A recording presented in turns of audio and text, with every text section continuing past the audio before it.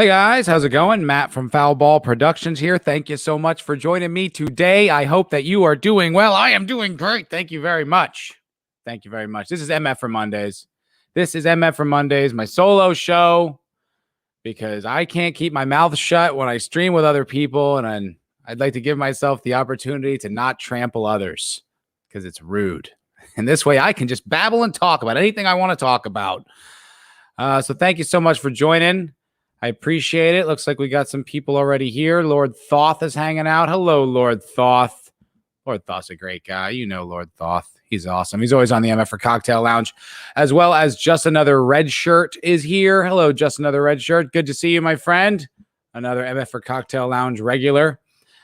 Vigilante Williamson, my co-host of the Culture Crime Fighters every Wednesday at 3 p.m. Pacific, 6 p.m. Eastern. And also a regular on the Cocktail Lounge, which we had our biggest week ever on the Cocktail Lounge. Streaming views plus after like post watches is something like 315 or 320, which look, I'm very grateful to have those numbers. That is a big, so it's the biggest one ever. So thank you guys so much for supporting and watching, and thanks to all my co-hosts and co-stars. They're all rocking badass sons of bitches, and I love them.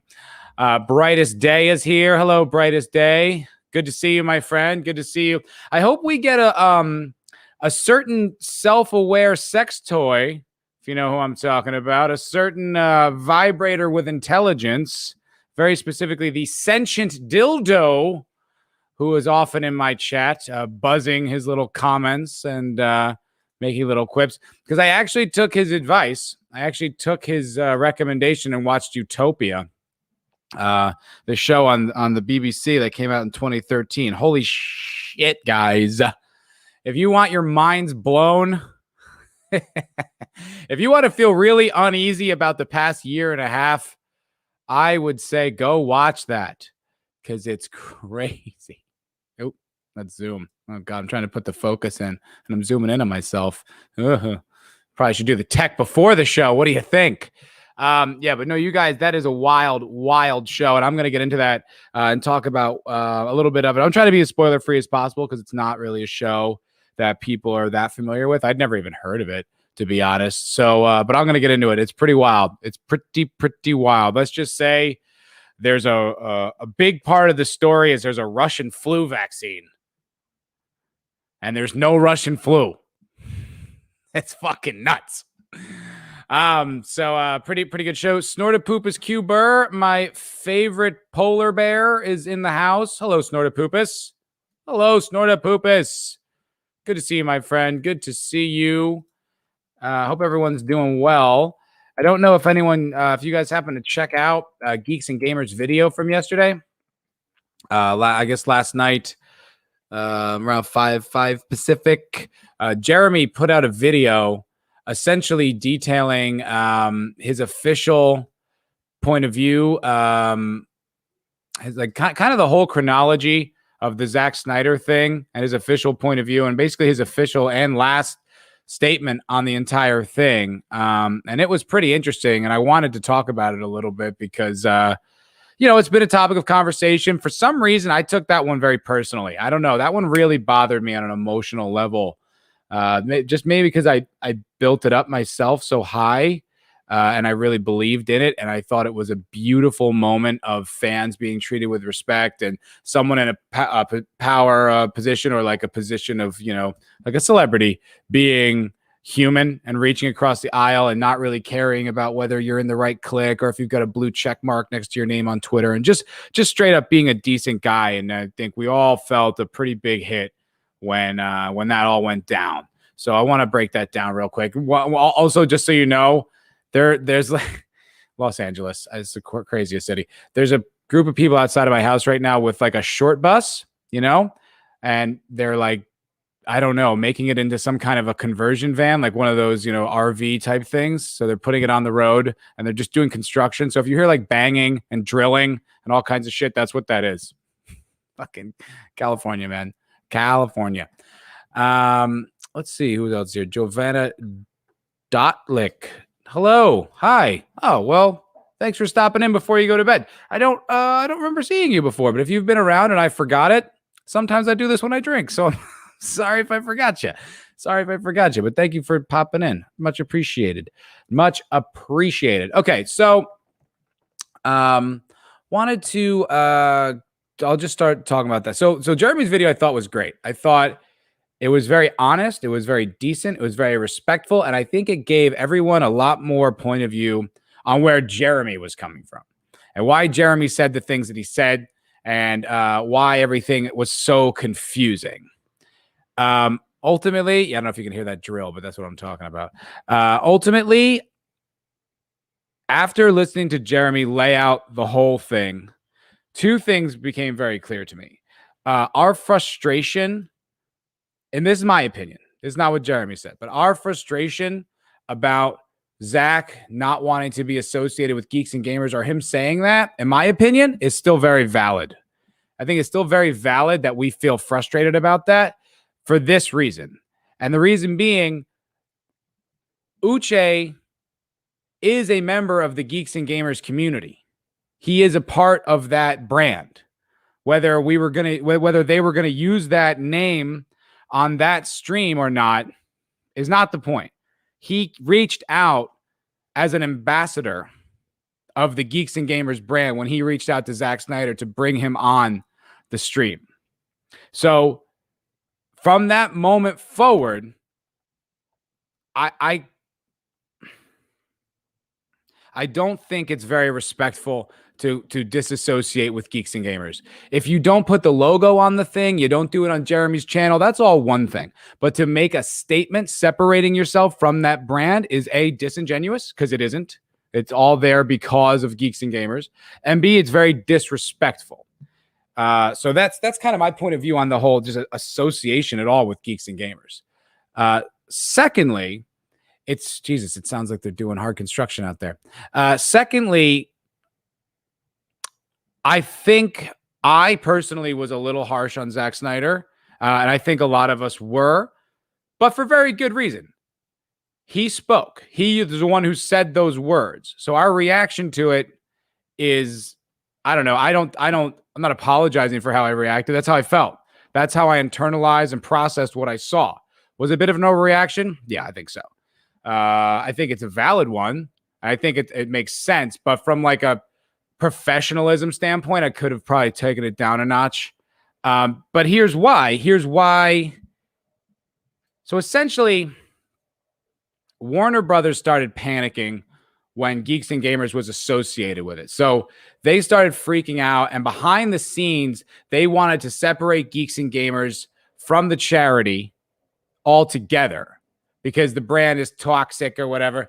And I guess like Zach, it sounded like Zach really didn't understand anything that was going on.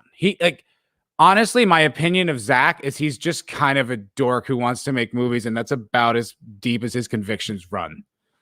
Like, I don't even think he understood what was going on there. Like, so when he said that, I'm not associated with Geeks and Gamers as far as I'm concerned, like that whole thing that he did there, I think that was him being like, that was him translating all the frustration and stress that the Warner Brothers people were going through and giving him about, oh, they put the logo on the channel again. And listen, Zach, they're not associated. You got to make that clear. And he was just like, I think that was the best he had.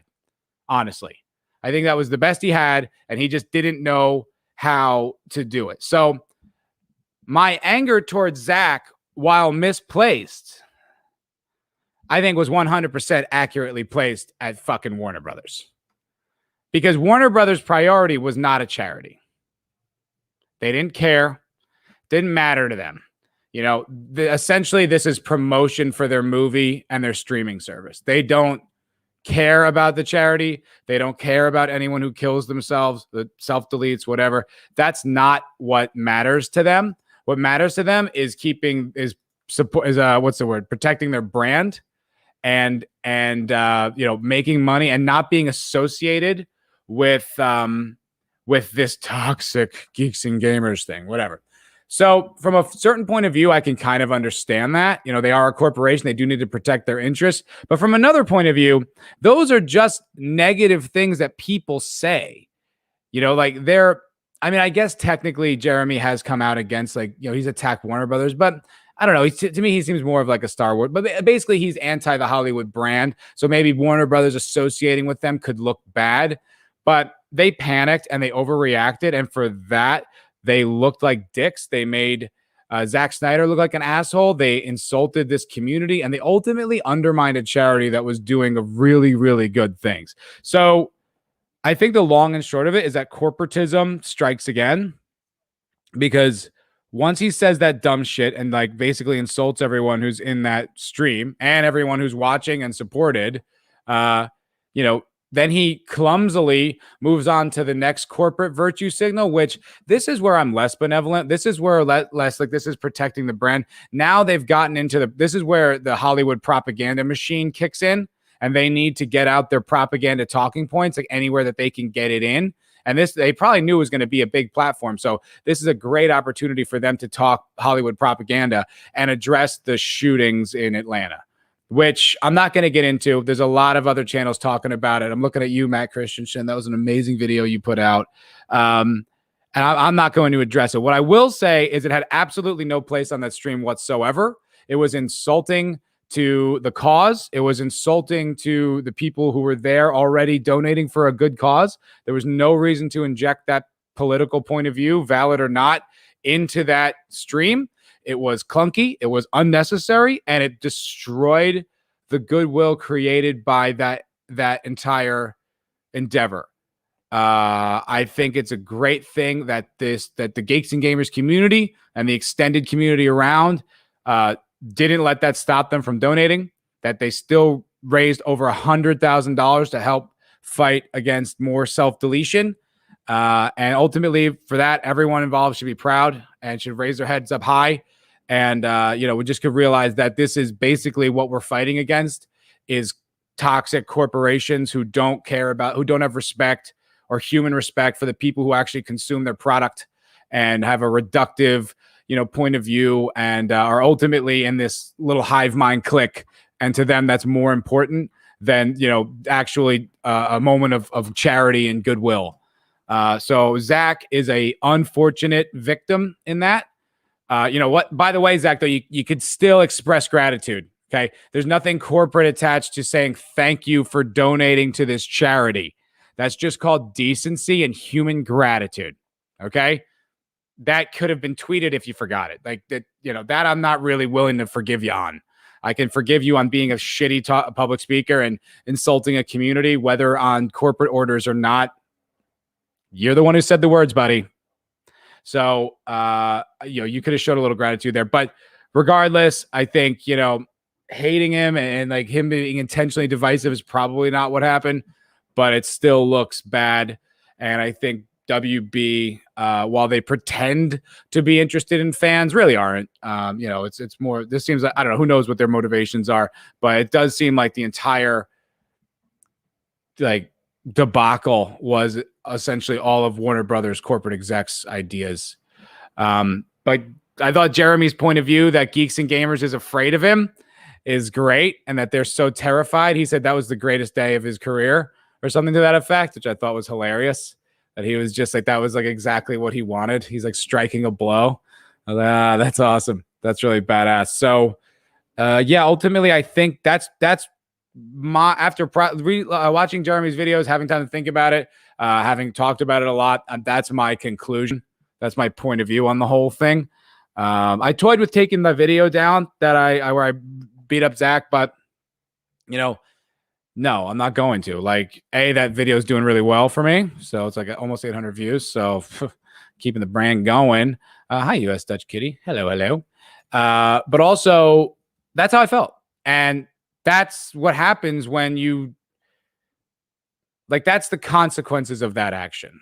Whether it was valid or not, or you would hold up in court or whatever. It's like, regardless, like, this is how people were feeling. That's how I was feeling. And I feel like I was reflecting a sentiment in a lot of people, maybe a little harshly, maybe a little too far, but I think it was a very genuine feeling. And that's why I'm not taking that down. And like I said, I have a different point of view now, but it is what it is. This is how I felt. And, you just think in a charity, there'd be more class, there'd be more people that were, could like cooler heads would prevail. Zach would, be cooler about it. But that Hollywood teat is a powerful one. It's a powerful one to let go of, and you risk looking uncool. You risk looking not favorable in the eyes of your corporate gods. So I think maybe that may have won out. That may have won the day as far as the public relations is concerned between the Geeks and Gamers community, the greater community, and WB.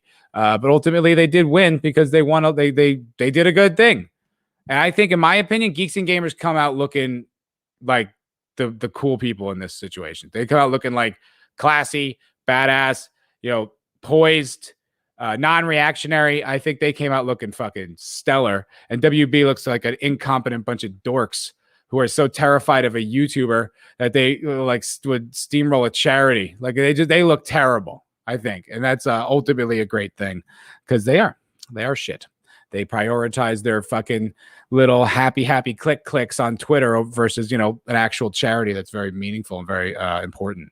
So, that's my feeling. That's my feeling on the whole situation. And as the Snyder Cut itself, it's honestly pretty good. So check it out because it was, it's kind of stupid. Like Pitch Meeting did a good video about it today or the other day, and they point out some of the inconsistencies. But it's just a fun movie. It's a kind of turn your brain off and just have a little bit of fun movie. So that's my point of view on the whole Snyder Geeks and Gamers thing. It's kind of nice to put a button on it. Feels good. It's kind of like a weight off my shoulders. Let me see some of the chat here. Giovanna Dolik. Usually when you start late in my part of the world, Senshin and I are neighboring countries. Oh, I wonder which Slavic country you live in, because Senshin Dildi is from Croatia. So I'd love to know where that is. Well, tell me next time. Snortopus Cuber says G&G worked hard to get the charity stream going, and Snyder and WB tried to trash it. Yeah, I mean, Snyder was ultimately the mouthpiece of a corporate agenda, I think is what happened there. I think it wasn't necessarily that Snyder gave a shit, because in the video that Jeremy was talking about, Snyder preemptively announced that he was doing a collab. He said his words were a collaboration with Geeks and Gamers on this other stream. So at one point in history, it was a collaboration with Geeks and Gamers, and it was associated with Geeks and Gamers. So yeah, I mean, Zach just kind of comes across like a little bitch who just kind of like can't say like, oh, I don't know what I'm supposed to say. I don't know who I'm supposed to honor. What words am I supposed to use? It's just like he kind of looked like he just like he said the truth, and then his like corporate overlords like, that's definitely not the truth. We're not associated with that. Don't say that. And then he's like, well, okay, I guess I will never say that again. It's I don't know. I think maybe like in Hollywood, like a lot of people are really not used to speaking with genuine conviction, like the consequences be damned. So it's like, it is kind of hard to, I guess it's like, it's just not really his thing to like be honorable with his words. I don't know. I mean, look, I'm making some pretty broad generalizations about the guy. I don't really know. I'm just using the details of like what is put out there for me. And these are the conclusions I'm drawing. I'm not saying anything about Zach's character. All I'm talking about is his actions that he's done in the past week or two, and it just looks like shit to me. Looked real shitty.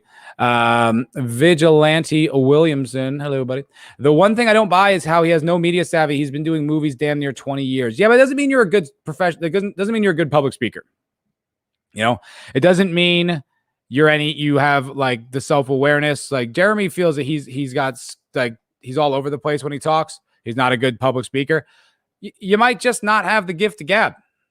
You just might not. You know what I mean? It might not be your best thing. I think like there's a YouTuber like I like watching Shoe on Head. I think she's hilarious and cute as hell. But she doesn't do live streams because she says I'm terrible at it. I don't know what to say. I don't know how to do it. It's not my thing. But she talks for a living. So maybe that's just her being falsely modest or falsely insecure. But she could also understand her skill set and say, that's not what I do. I don't speak. I can't just improv live and just talk to a mic and a camera. So, I mean, Zach might just not, no matter how many times do it, just maybe he's never going to be good at that. I don't know. Like I said, I still think he should take responsibility for his actions, and he should clear it up and show gratitude for what happened. I don't know what the hell is wrong with that? That's not a crazy ask at all. But, regardless, him being a mumble mouth dork is well within the realm of possibility. Vidge, another chat.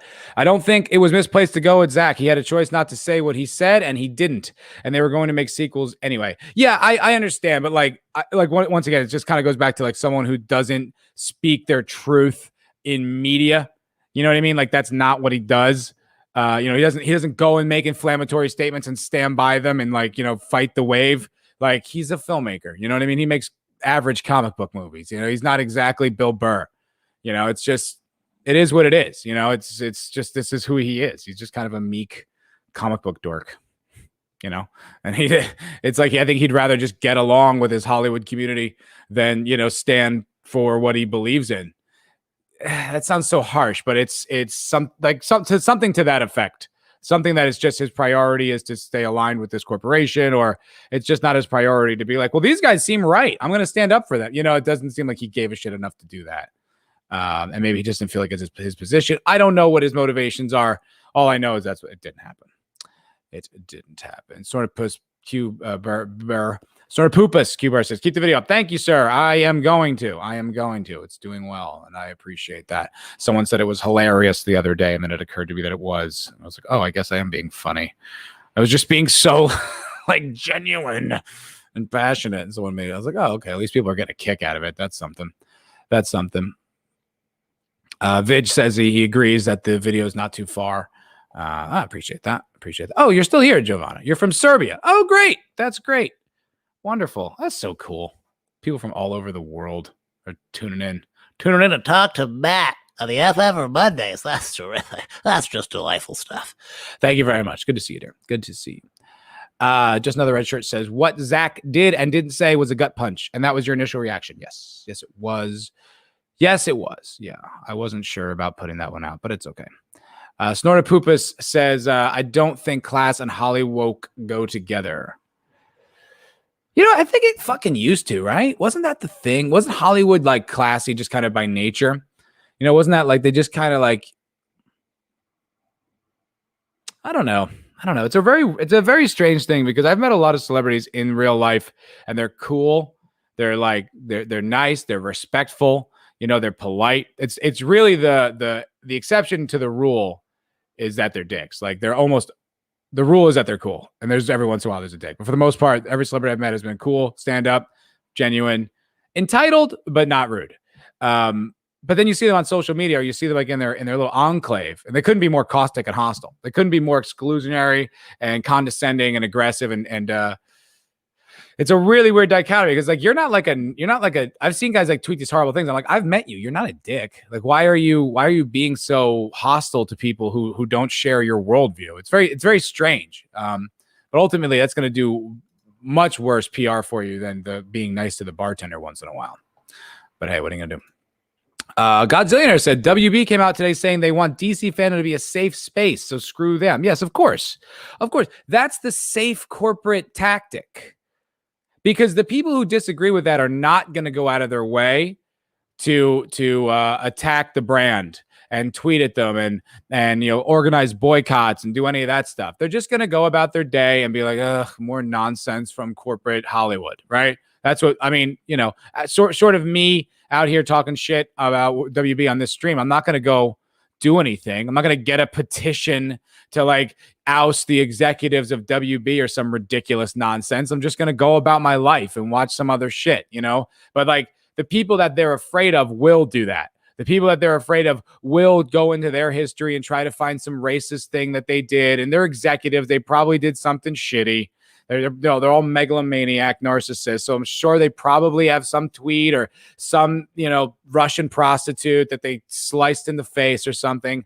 Just kidding. But it's like I'm sure they've got some dirt they're afraid of. So it's like they're like, well, I'm just going to keep this pit bull at bay. Meanwhile, alienating their entire fan base and destroying their industry and all the goodwill that had been created over like 100 years. But, it's better that you don't have to face the woke cancel mob, right? That's why they do that shit. Because we're not going to organize and activate and get all self-righteous about some stupid tweet like they will. But we are growing in numbers and we are talking some fun shit and I love it. US Dutch Kitty, they can pull logos off all day long. WB and Geeks and Gamers did hook up. The money shows. Fucking A. Fucking A. And as I said on the cocktail lounge, there is no way, all due respect, there is no way Uche on his own raises $100,000.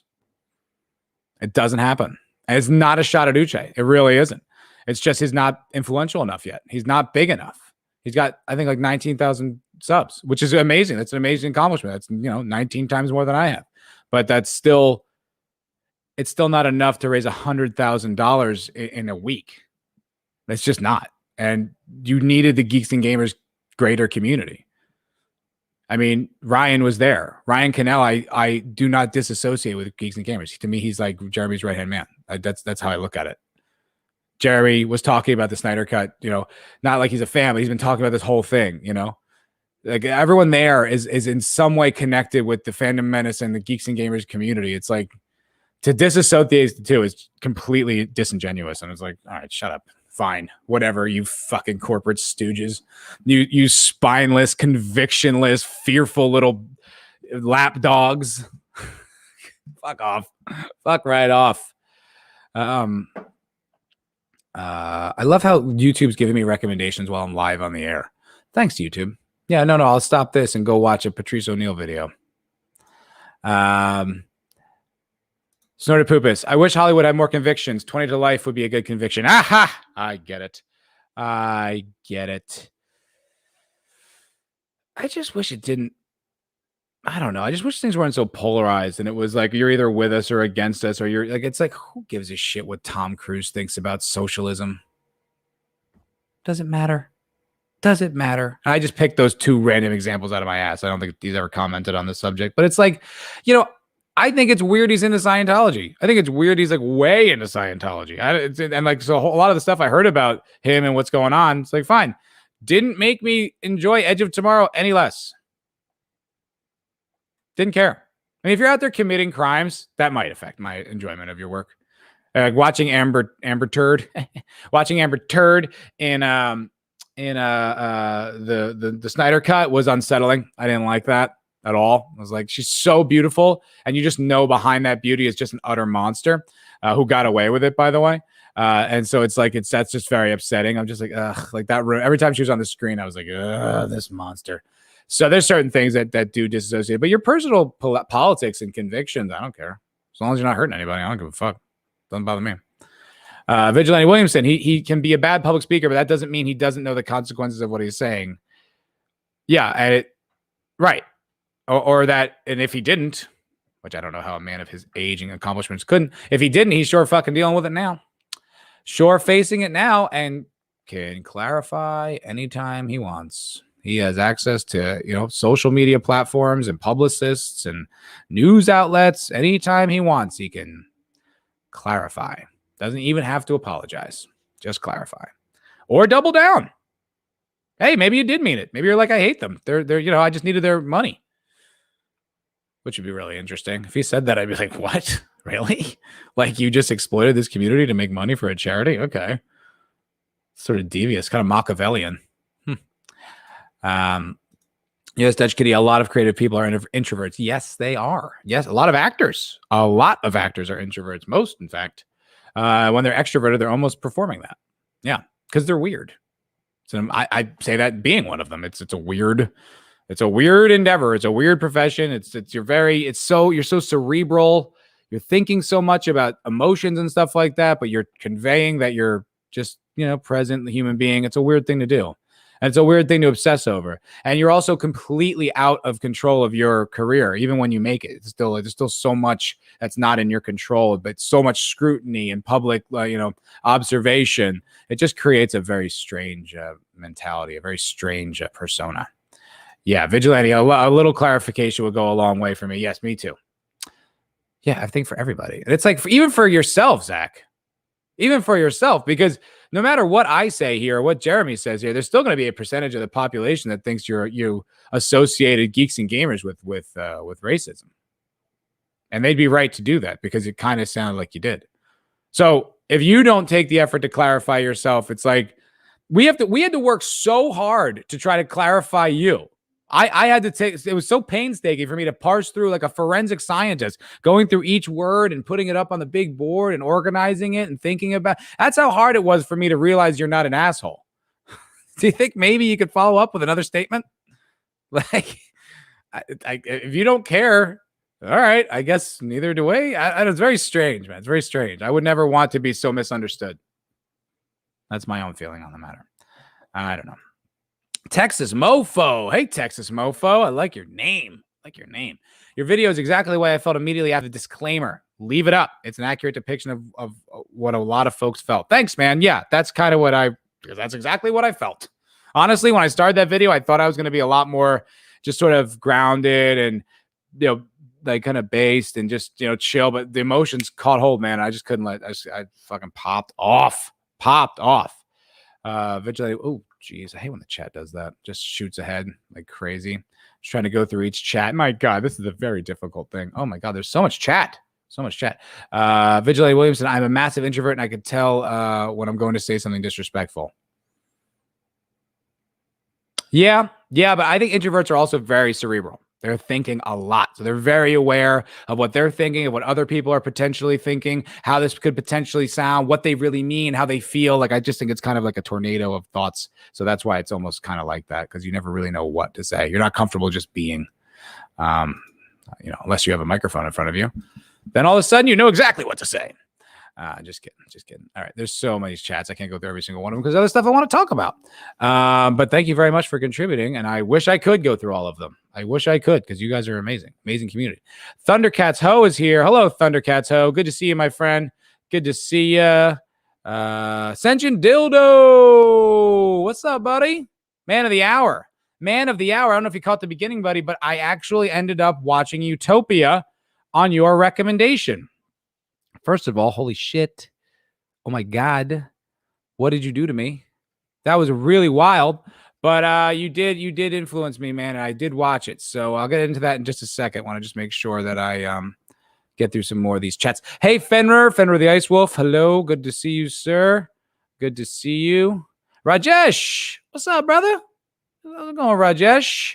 I heard Rajesh's silky British voice on Gary's member stream the other day. And yeah, man, you sound sophisticated. Look at that picture. Come on, obviously. Snyder can't hide behind corporate suits. Should grow a pair and get in touch with Jeremy himself. Shows he's not directly connected to the fans or where the fans hang out. I don't know, because it sounded like they had a lot of communication behind the scenes, him and Jeremy, like directly. Like, and I think Jeremy went out of his way to be like, listen, you probably don't want to be associated with me. And this is what Jeremy said. I take him at his word. He seems like an honorable guy. And so it just seemed like Zach maybe he's just not that involved in all this stuff. Maybe he doesn't understand how much people are annoyed with Hollywood and how frustrated people are with all this woke shit. Like, maybe he's just like, yeah, whatever. We're just promoting a superhero movie. How controversial could that be? Maybe that's his point of view. So maybe he just thought he'd get the disclaimer out of the way and no one would give a shit. I don't know. I do think ultimately, though, he's more concerned, more preoccupied with being like anointed and in the Hollywood community and maintaining his position there than he would be to stand up for, the value or the integrity of the Geeks and Gamers community. That's my impression. I think that's a bigger priority to him. He's not going to go to Warner Brothers and be like, would you guys stop this? They're good people and they're raising money for a charity I care about. If you continue to do this, like, I'm not going to be associated with you anymore. You know what I mean? Like, or something, maybe not quite that dramatic, but just something to that effect, maybe just a little more, just more about what your personal convictions are, so I just don't think that's not his priority. I don't think that's his priority. Someone post Q Burr, a lot of stream. We're talking, a lot of streams, I imagine. We're talking up the charity to get interest going, even the ones that didn't really care one way or the other about the Snyder Cut. Yes, including this one. I didn't really care. All the reason I cared was because it was it was a fan thing. It was a fan accomplishment. And it was respect from a corporate entity showing respect for the fans. I'm all about that. That's a win. I think we've been disrespected and disregarded, and we've been paying your bills for a long time. And it's like, yeah, like, we deserve respect. Why would it contradict? Like, you're making entertainment to be purchased by fans. Why would you not make what they want? I just can't imagine. I just don't understand like why that's not your priority. And so, you know, we get bad movies, but now you just got like straight up agenda and woke garbage and like insults and all this stuff. So we're just, bleh. So this felt like a progress. This felt like a step in the right direction. So it's like, yeah, I promoted it too, promoted it like crazy because I was like, you know, really into it. You know, because of the principles involved. The principles involved. 32 Flavors and Nick Weiser's here. What's up, baby? Love 32 Flavors and Nick Weiser.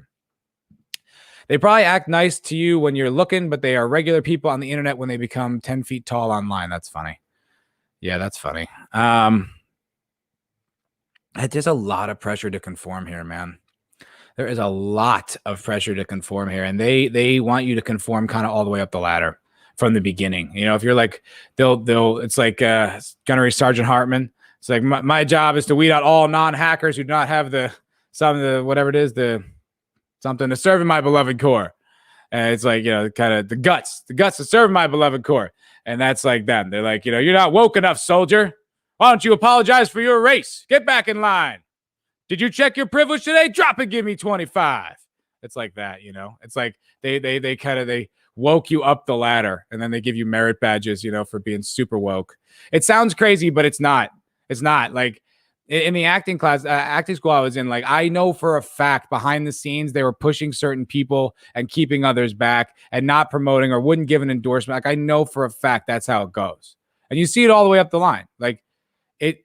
I met this. There's this whole class of like gorgeous, like super in shape, super handsome, like men in LA that are completely disenfranchised, who are just like defeated, you know, like guys who would be alphas like in any other community here are just like reduced and just like smushed. And it's really wild. It's a really wild phenomenon to see, but it's like this inverted, you know, this inverted power structure, you know.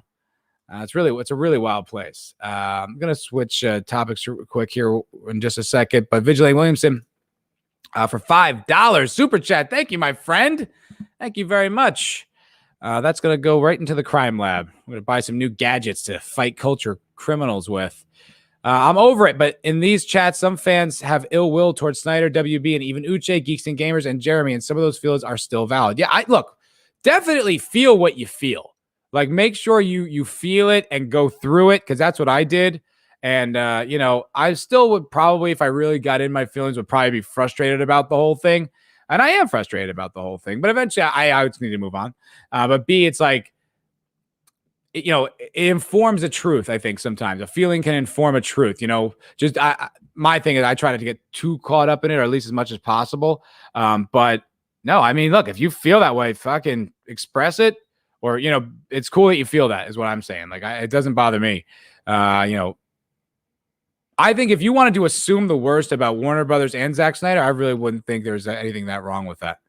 You know, it's like you have right to do it. We've been beaten up so much as fans. We have been hammered and insulted and, you know, extricated from the things that we provided the money for to have them exist, that we've carried for our whole lives.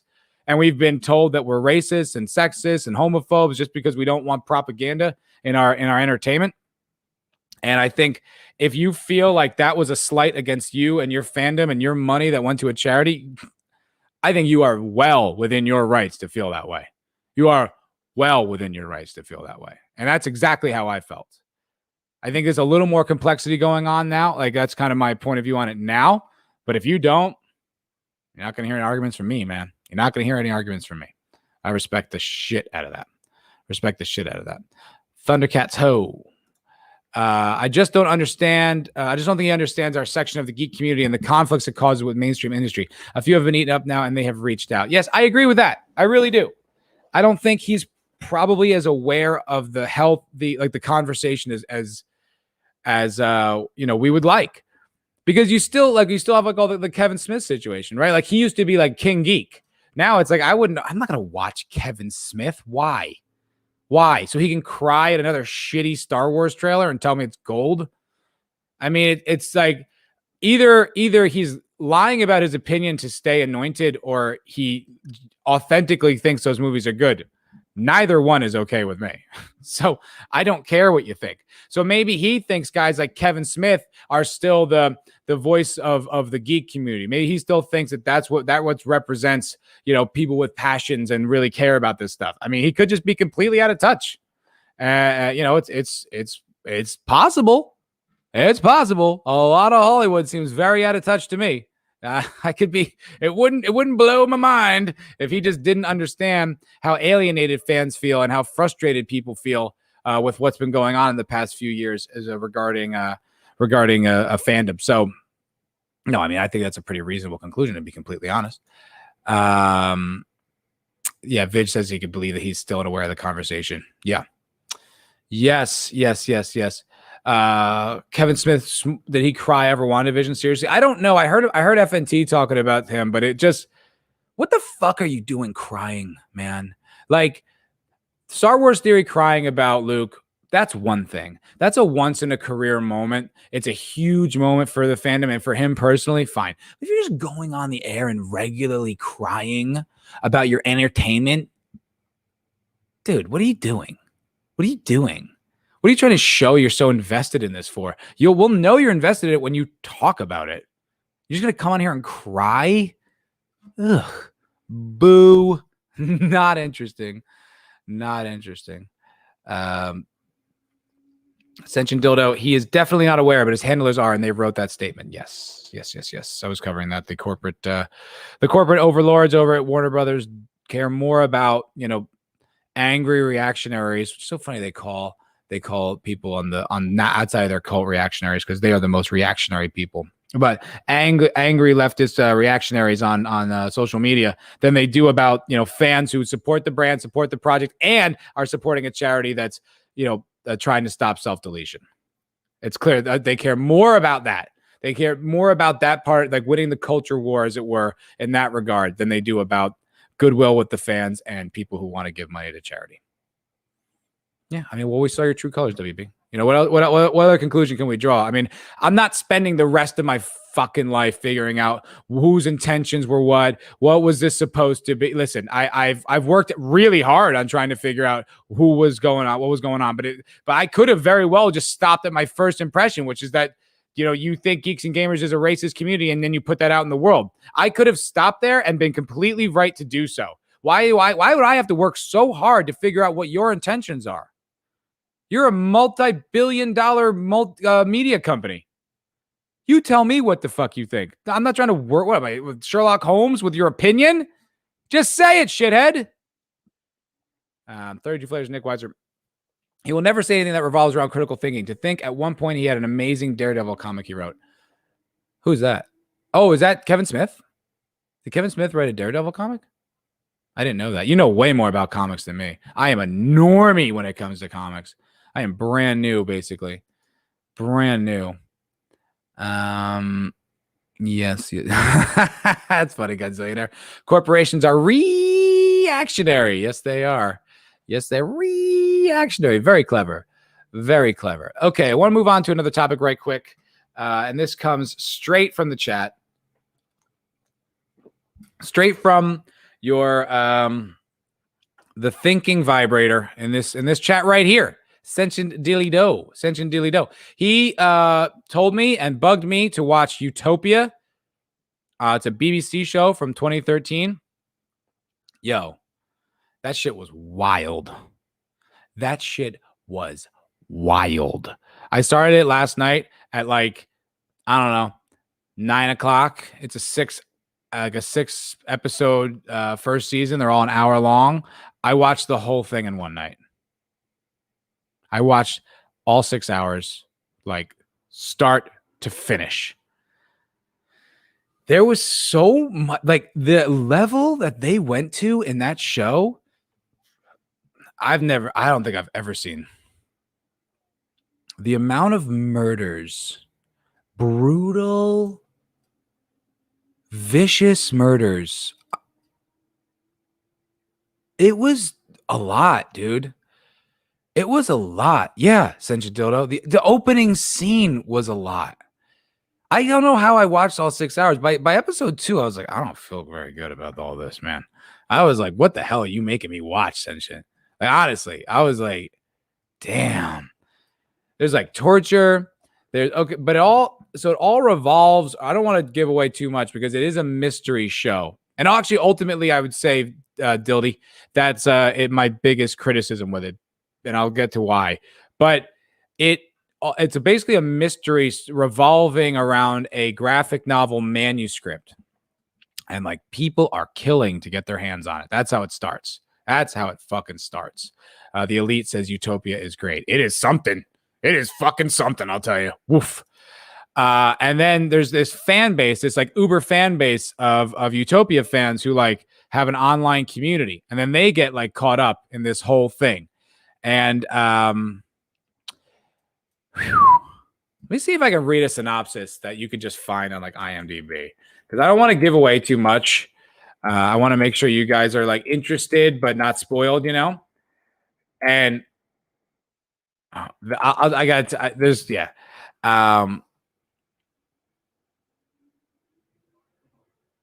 I mean, this is a really, really not great, slightly accurate description of this show. It says, after a group of people who meet online discover a bizarre graphic novel which seems to hold mysterious answers, they find themselves being tracked down by a merciless organization known merely as the Network. I mean, yeah, and being caught up on a global conspiracy of the most epic possible proportions. And that is like, it's so big, it's so intense, it's so violent, it's so I can't say like I would recommend it, but it's really something to see. Do you know what I mean? Like, I'm not like, there's a scene that there's so many scenes. There are so many brutal scenes. Like, just know that this place goes pretty much everywhere. Like, there's not a lot of limits on what they're gonna do in this show. There's not any sex crimes, which is good. I find I don't really like watching shows about stuff like that. It's very unsettling for me. But it's there. It's mentioned. It's discussed and talked about, but it's not. So like that's not the kind of violence that they do. But they do a lot of other shit. A lot of shit I've never really seen. I was like, what the fuck? So it's Vidge, dude. You got to watch it though, man. I know. I wish there was like a graphic novel for you to check out. It really is. It really is intense. It really is intense. But I'll tell you, there's another thing that it revolves around, which is fucking crazy for right now, for just following up 2020 and 2021.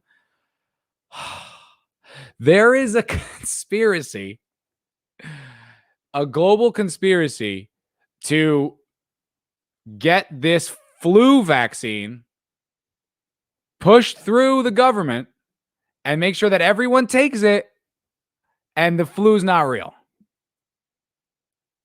Okay? That is in the show Utopia from 2013. It's fucking crazy. Like, I couldn't believe I was watching that. I was like, what is going on? What's going on right now? Like, I was really freaking out. It was a lot. It was a lot. Oh, man. And then there's some shit that they're saying, like on the radio, on the TV in the background. It's saying, while most of the people who died are obese and the elderly, some people in their 20s were affected and killed. I was like, what the fuck? What the fuck? Oh, it's a lot. It's a lot. It's Monday. If you guys want to watch it, because a lot of you guys here that watch MFer Cocktail Lounge, and maybe I'll make a post about it too. If you want to watch it this week and we'll talk about it on Friday night, that would be kind of fun. If you haven't seen it, it's 6 episodes. They're an hour each. It's a big commitment, but I'll tell you, you're going to want to watch it because it is very compelling. Every single episode ended and I immediately started the next one. Like, I didn't have a sense. I didn't stop watching it. It is intense though. I'm not going to sit here and lie to you. It's very intense. Let's talk about the good for a little bit while, because Ascension Dildo recommended this, and he's a big fan. So I want to make sure we get all the positives. Then I'll give you a few criticisms that are not spoilers. They're not spoiler criticisms. Send you dildo. Photography, score, writing, acting, it's all very well executed. Show how much you can do in a limited budget if you have a creative team. None of that is wrong. None of that is wrong. The score is so eerie, is so unsettling, but also like really creative and different and moody, but in a good way, not like in a cheap way. It's really powerful. The writing is, I'd say, ultimately great. And I think, honestly, the third act, it kind of tapers off a little bit. And I'll tell you why in a minute, Dildo. But it's still exceptional. It's still exceptional writing, exceptionally well executed. Photography was brilliant. This guy had this really interesting way of like laying the camera down like low to the earth. So keeping like kind of the grass in front of it. And then like all these buildings, like a lot of his establishment shots had this very like oddly, interestingly framed, kind of like a Wes Anderson type style. It was really cool. It looked great. It gave it a very distinct feel. Like it takes place mostly in England, but it looks like a different England. Like it doesn't look like anything I've ever seen on the screen, which is pretty cool. It's good. I mean, it's really well acted. It's extraordinarily well acted. The Brits are great at acting. They really are. I got to hand it to them 100%. Rajesh, looking at you, Chief. But they really are, man. Like they're. I don't know. I didn't see a false note on that whole show, man. I mean, there's some kid actors who are like pretty fundamental parts in that thing, and they're terrific. The acting is, yeah, it's great. I'll say there's a lead girl that I found weird with her choices. They were executed well. Like they didn't come across false or stupid. They were just sort of strange, and she was a strange choice for the role. I felt she kind of had this kind of high-pitched voice and sort of had like this pixie character thing going on. I don't know what that was all about, but it was he's right. His compliments about it are accurate, 100% accurate. Dildo says the remake is terrible. Rajesh says it sounds like the let me see, hold on here. Sinjin Dildo, you know who I am. I'm proud of it. Vig, I'm not putting that up in the chat, buddy. Not putting that up in the chat. Vig, I saw it. What service is it on? I saw it on YouTube, dude. I saw all 6 episodes on YouTube. They're just up. Unedited. Like, wow. There's some crazy shit that happens in that show.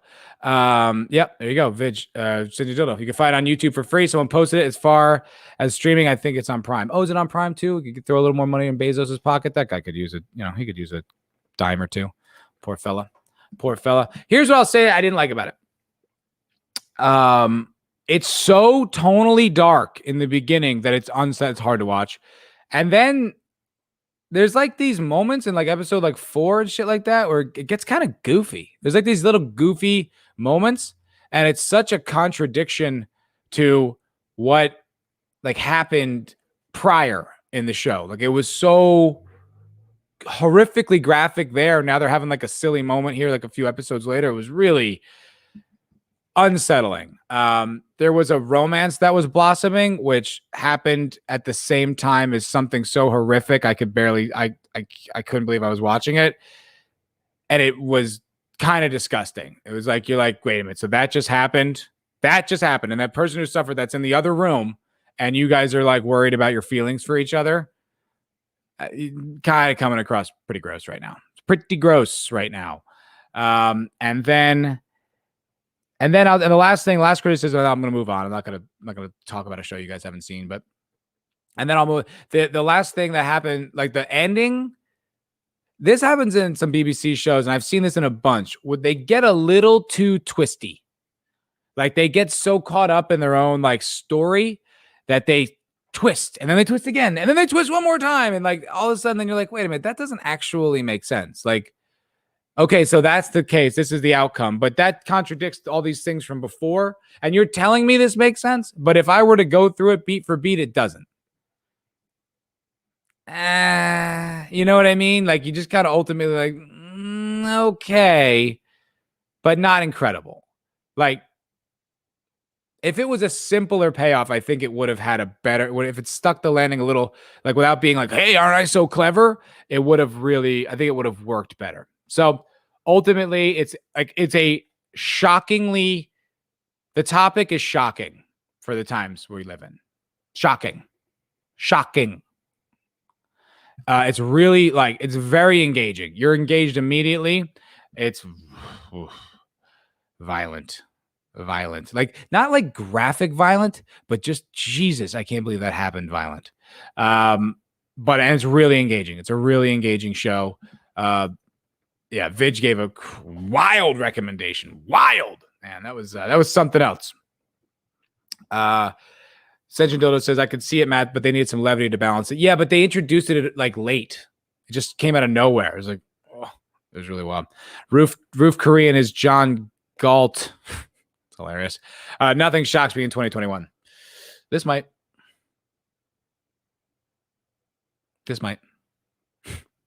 Fucking nuts.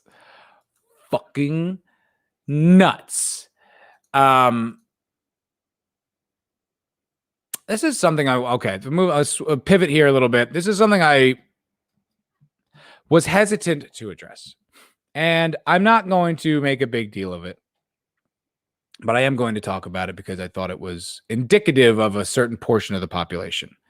Should I mention it? Okay, I'm not going to get into specifics because I just don't want to put any don't want to fan this flame at all. But I think we understand that in our times, people are so embedded in their culture war that they will lie and lie a lot and will like depict you in different ways, essentially lying with your words to get their point of view out there or get their platform listened to, right? I think we know that happens. But the level to which people will go, the level to which people will intentionally take things out of context, clip things out and reorganize it, and then say, this is what this person believes, is fucking insane. It's insanity. Yeah, fuck it. I'll talk about it. There's this asshole who was commenting on one of my videos, and he was saying that Ethan Van Sciver said that he kills Chinese people and he's never going to stop. And he says, that's really horrible to do. That's what he said. Okay. Are you seriously going to sit here and tell me, and I know you don't believe it, but that you expect anyone else to believe that a comic book artist is also an occasional mass murderer? Do you genuinely think so? How far would you like that to go? Would you like him to be arrested and imprisoned for crimes he didn't commit because you don't like his wordy words? You don't like his little wordy words? Those bother you so completely?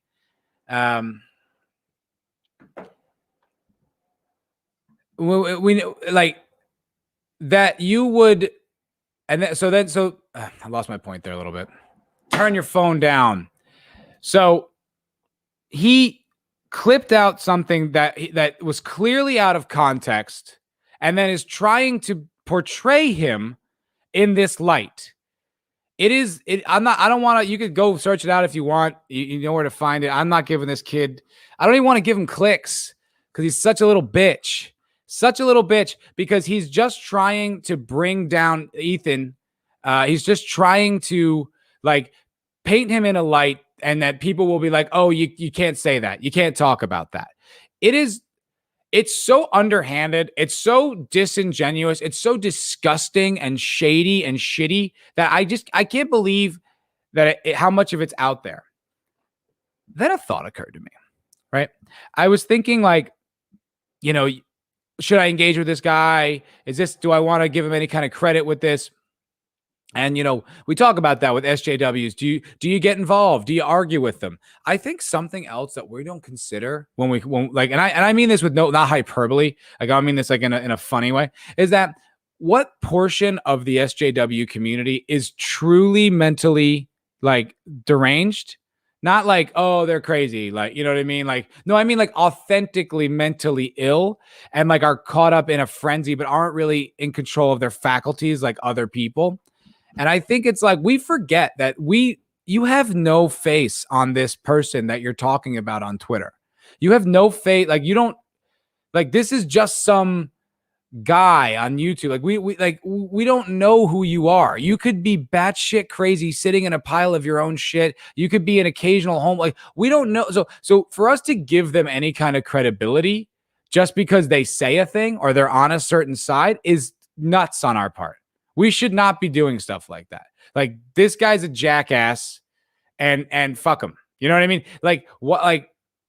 Like to even get upset about it should be beneath us, because we don't know who this guy is. We don't. What's his credibility? What are his credentials? You're just some dipshit.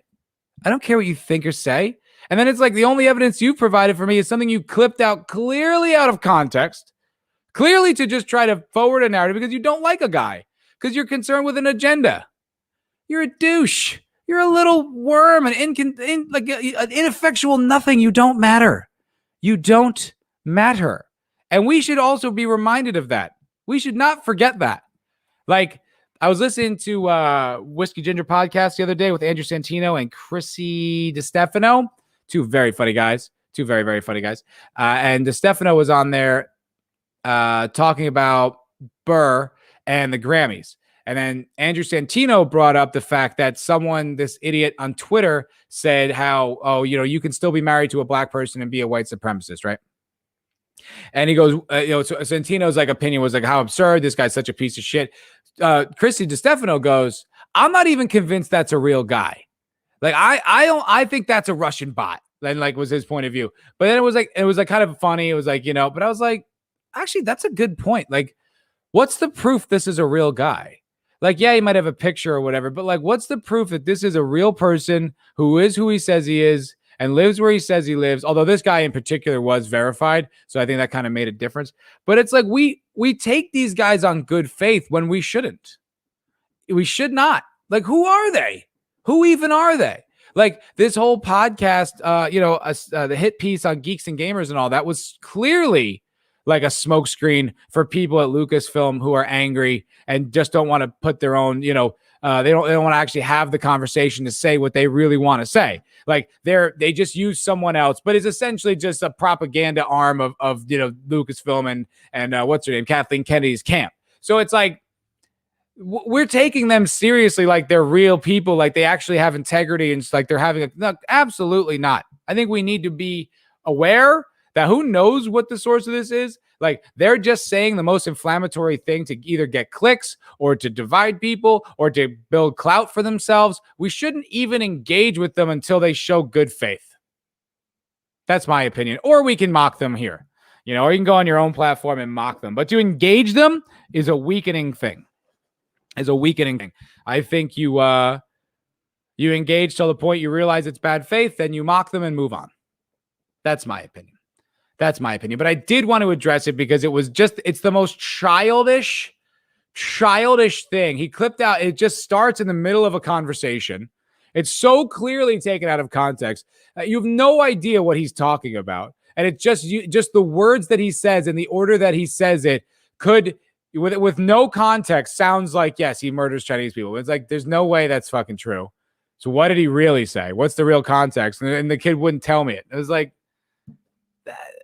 okay, then I'm not, I don't want to have a conversation with you. This isn't a conversation. This is a hit piece because you're a pussy who doesn't like Ethan Van Sciver.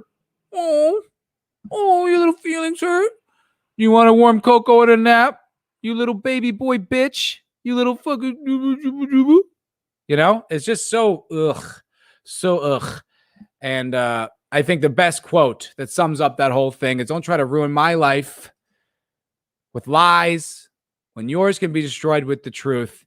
We all know that's the great Gina Carano. So that's, that's all I got to say. Little fucking pussy. Let's get some of these chats. What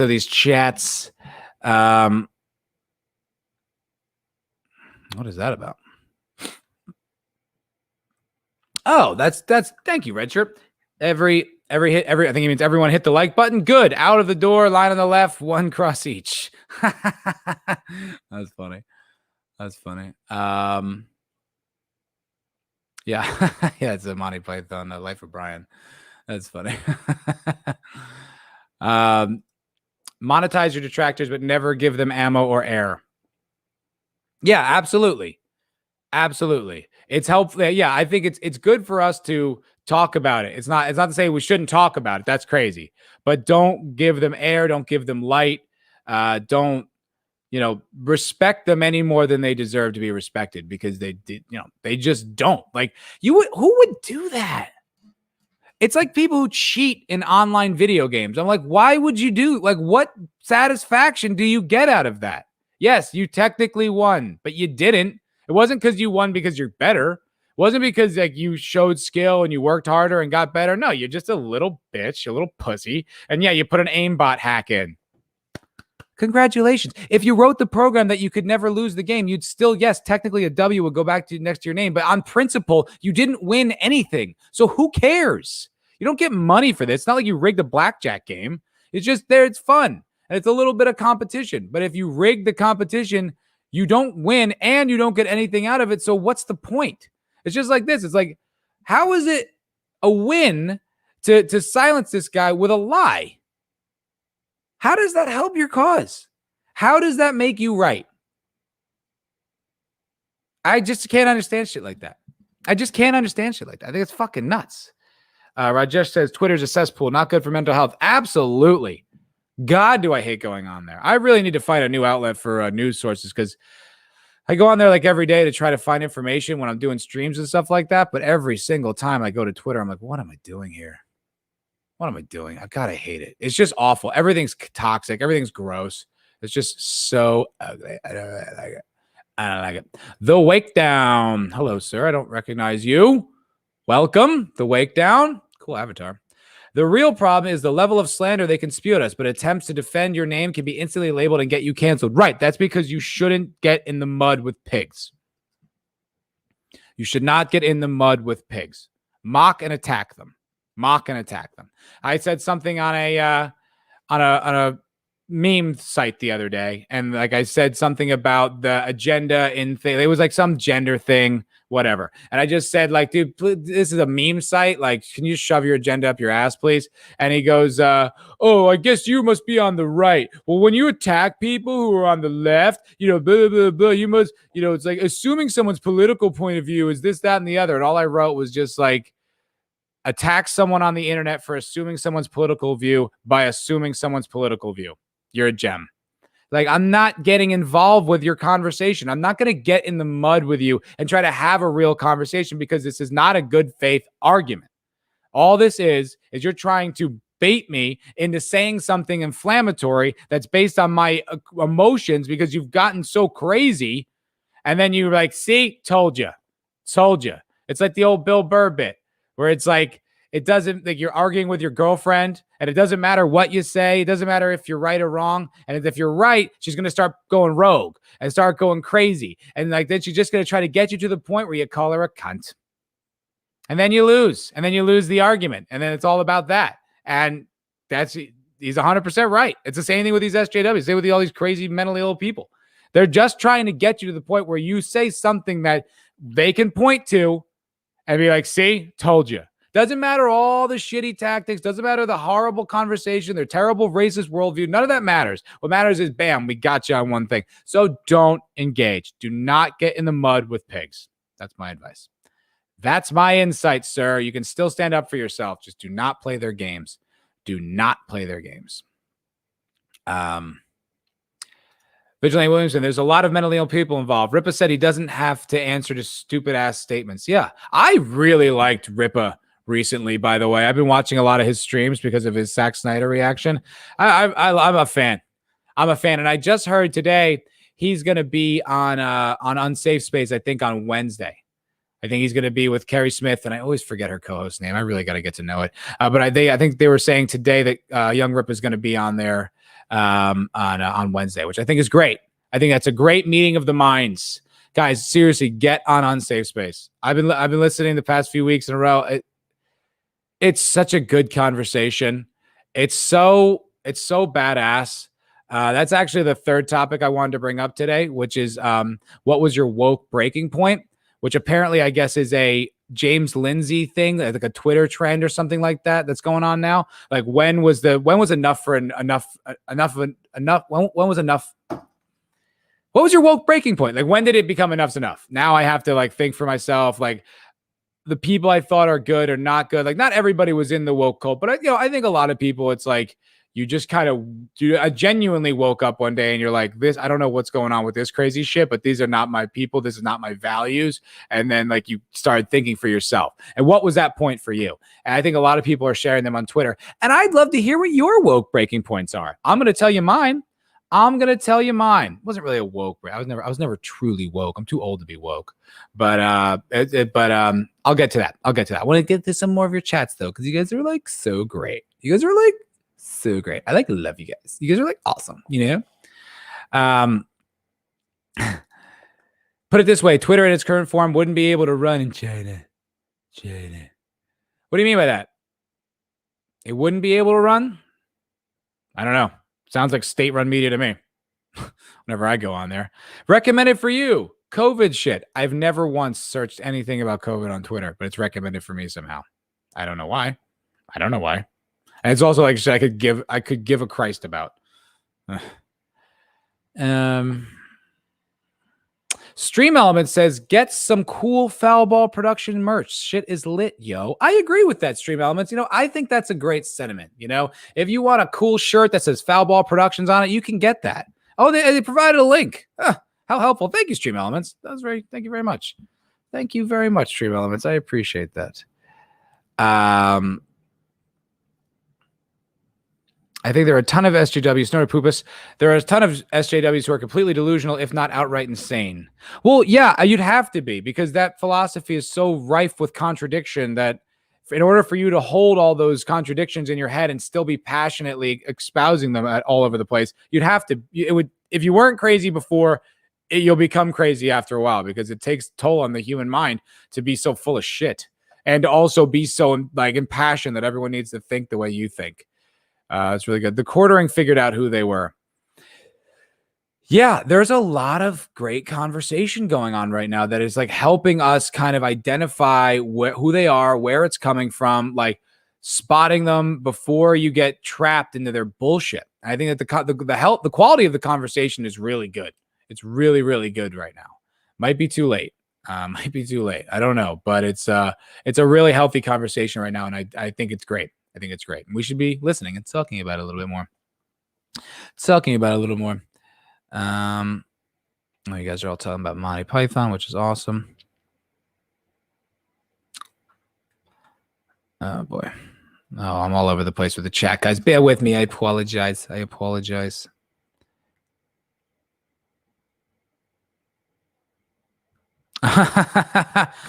Wakedown says, I stand by the video with Kathleen Kennedy and Ryan Johnson edited out of context, but it's hilarious and labeled as satire. Yeah, it's a joke. I mean, jokes are one thing. You know, if you're actually genuinely trying to use something out of context to like trash somebody and be like, see, I told you. It's like, that's not what he said though. It's like, well, he's not allowed to use those words in any context. Like, shut up, you douche. You're not making any points. Who cares? Who fucking cares? All right. So yeah, so woke breaking points. So looks like some of you guys are putting them in the chat, which is awesome. I really want to listen to some of them. But I think it's interesting to hear people's. And it's interesting to hear on Not Safe Space when they were going over a few today. They were talking about like some of them were recent. Some of them were like the Jussie Smollett thing. Some of them were like recent stuff. And I was like, wow, that's encouraging to me, because that means more people are breaking off from the pack and are just coming over to a group of people who just think for themselves. Not that like, it's like they were talking about that too. It's like, well, don't break away from woke and then just go into some other new mentality. Like, don't just become, okay, now I'm not woke, I must be a hardcore Republican. It's like, you don't have to be anything. You don't have to identify with a collective. You don't have to have a group. You can think for yourself. I mean, it's good to have a tribe. You know what I mean? It's good to have your friends and people that are relatively like-minded, so you feel comfortable. You don't feel like an alien everywhere you go. But you don't have to then like subscribe to a new ideology. It's not like you just switch from wokeness to conservatism or libertarianism or whatever. I mean, what I think it comes down to is you have to do self-inventory and figure out, what are your principles? What matters to you? What do you really believe in? And then I think you have to try to live up to not necessarily live up to them, but subscribe to people that are espousing the things, or the politicians that live up to your ideals, and they have like kind of have not even ideals, your principles, like keep those maintained. And I think that's what matters. And I think that's how we don't get duped, right? Like, if you say you're for peace and you're out there campaigning on peace, but then you're blowing up buildings in other countries, it's like, well, you're not about peace. And just because, like, so then you can't get duped by the fact that that person's just on your side. It's like, but you said you're about peace and you're blowing things up. That contradicts with the principle. So I don't trust you anymore. I'm not following you. I won't vote for you. You know what I mean? Like, that's what it comes down to, I think.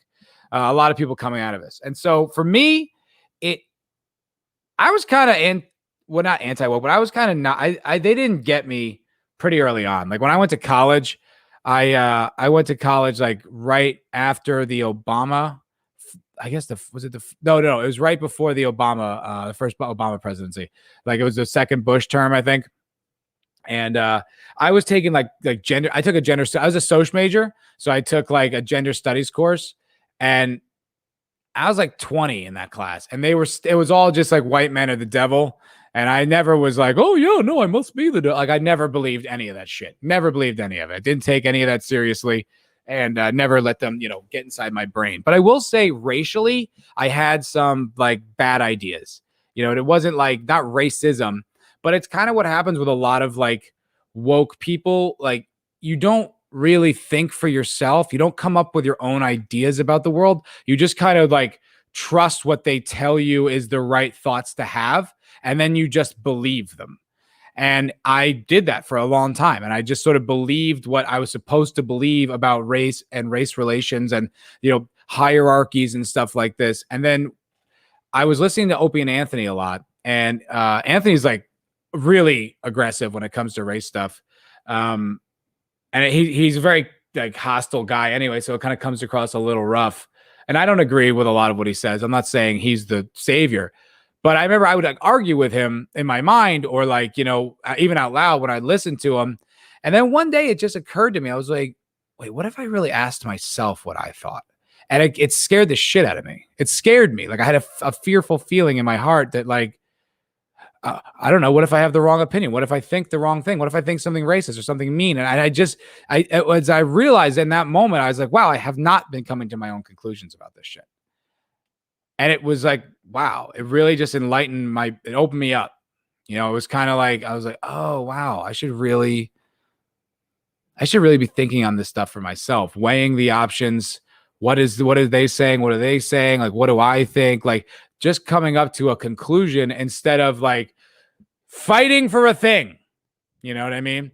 What the hell is all that? Some noise going on out there. Crazy people of the streets, I tell you. But that was a moment that was my moment. That was my woke breaking point. And I've been a big racist ever since, guys. See, why don't you go clip that out, you little dick, you little fucking worm from before. Just kidding. I'm not a racist. I hate that. I hate this conversation. But yeah, that was, I don't know. It was a big moment for me. I was like, wow. Oh, think for yourself, man. Come to your own conclusions. Really think about it. Dwell on these things. Like, don't just subscribe to an ideology. Think. All right. The Wake Down. Just a thought, Jordan Peterson does podcasts with small channels pretty frequently, and he seems pretty easy to reach through Twitter. That's a fucking thought. That's a thought. That would be pretty cool. I would be, I don't know. Like, he's such an interesting guy. I don't even know what I would have to say. Like, I would just let him talk. Like, I almost just like watch an interview with him. You know what I mean? But, and he's so articulate, and there's so much of his stuff out there that it's, I don't know. That's an interesting thought, dude. I mean, if there's a particular topic or conversation I'd like to have with him, I might do it.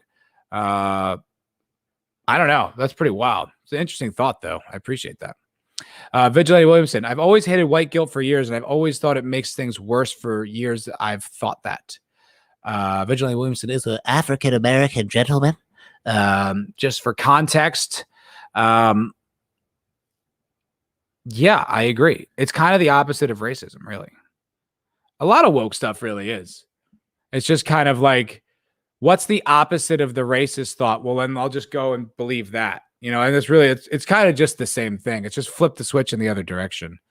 That's why it's like why that Ryan Long sketch of woke racist really clicks. It really lands because it's true. It's really true. It's like woke racist is kind of the same thing. Snorter Poopus. I was annoyed when I found out gender studies wasn't about how to get dates. Yes, that must have been a very disappointing thing for you.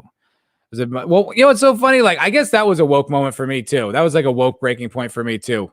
Yeah. Now that you say that, that's another one when I was in college, because yeah, that is mine. That was my woke breaking point. Yeah, perfect. When I took gender studies, it's like that old meme, like who radicalized you? You. Because I took it as a soc major. And I read the description, and it was like, oh, a study of how society has different ideas for genders and their implications and what this means and this, that, and the other. And I was like, oh, that sounds pretty interesting. I'd like to know about that. And then you go into the class, and the entire class is just like, listen, Western civilization is a terrible, terrible place to live, and it's all the cause of white men.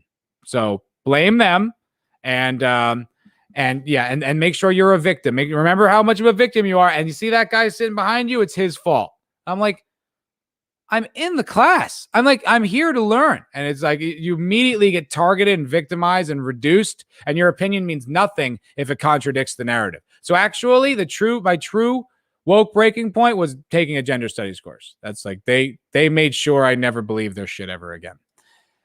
Sentient Dildo, the whole white guilt thing is pathetic to me. Is white guilt an American phenomenon? I'd like to know about that. I mean, there's lots of white guilt in Europe, isn't there? That's a whole thing, isn't it? It's a whole thing. Godzillionaire. I took lots of gender studies courses in college by hanging out at the pool. Oh, you guys are hilarious. Boy, oh boy, oh boy. Vigilante William, Rajesh Taylor. Oh, this is some other thing. I'm not paying attention. You guys are having some other conversation. The Wake Down.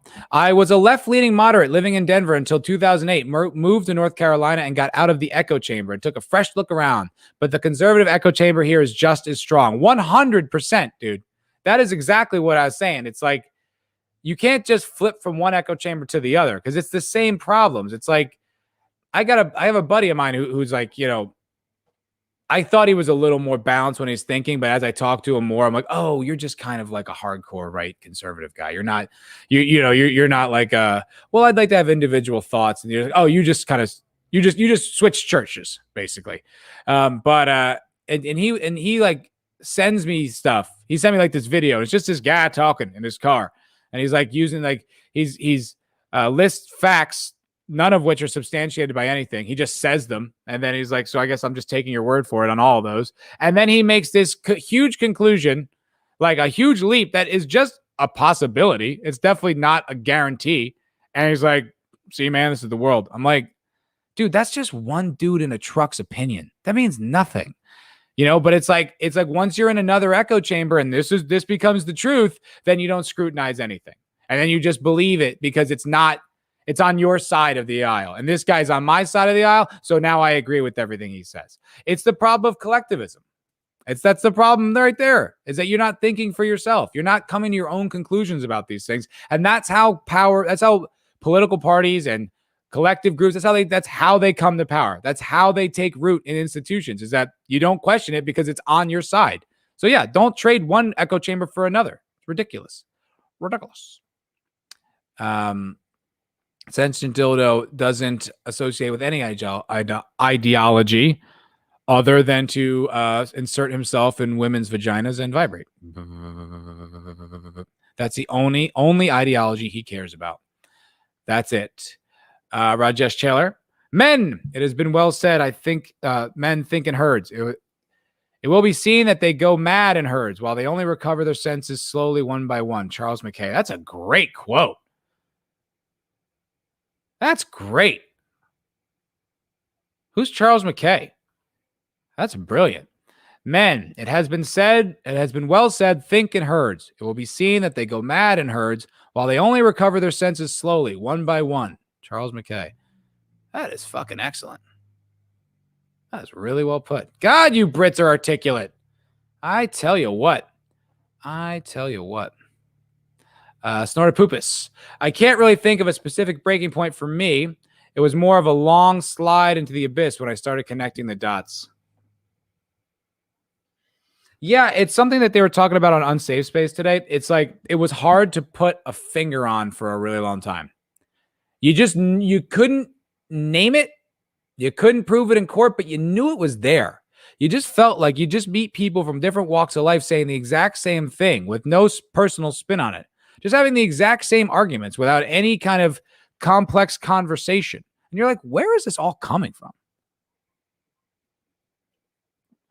How is it you guys have never met and you have the exact same opinions without any personalization on them?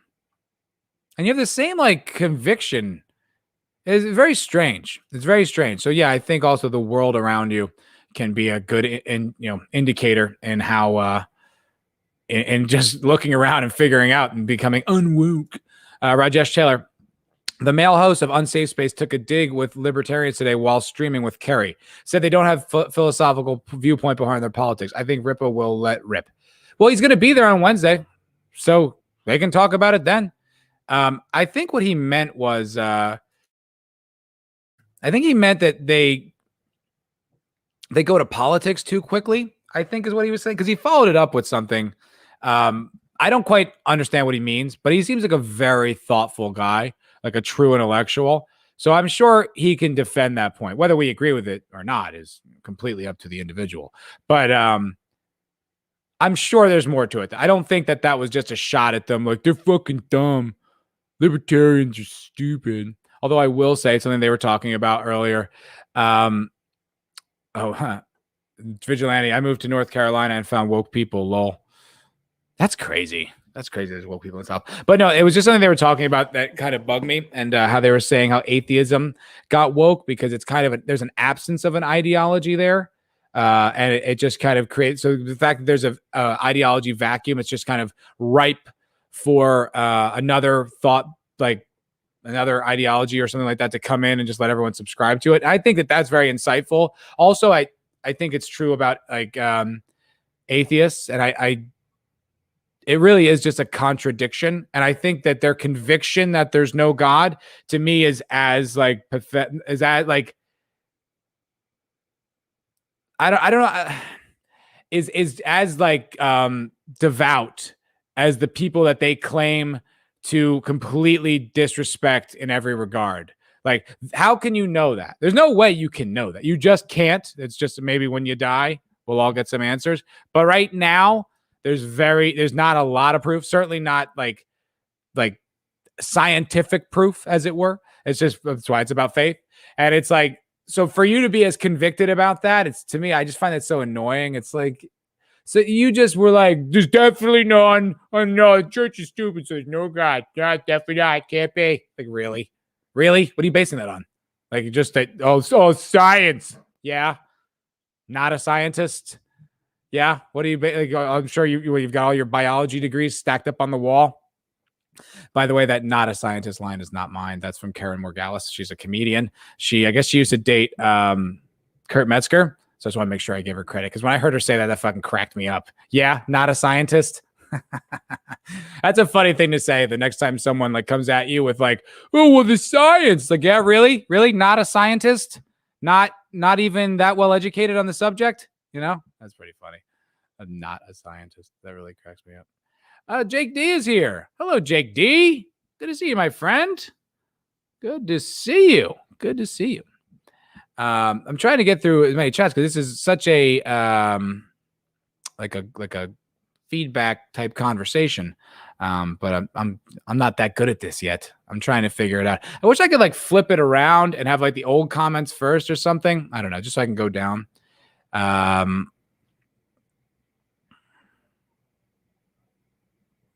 Vigilante Williams says, don't do the black co-host thing, Matt. I am not your beard, lol. Yeah, Vigilante is my mask. How could I be racist? I do a show with a black guy. Obviously. Zenjin Dildo says, you need to repent, Rajesh. Repent! Yes, repent for your brown guilt. Yes. Oh, Vigilante Williamson.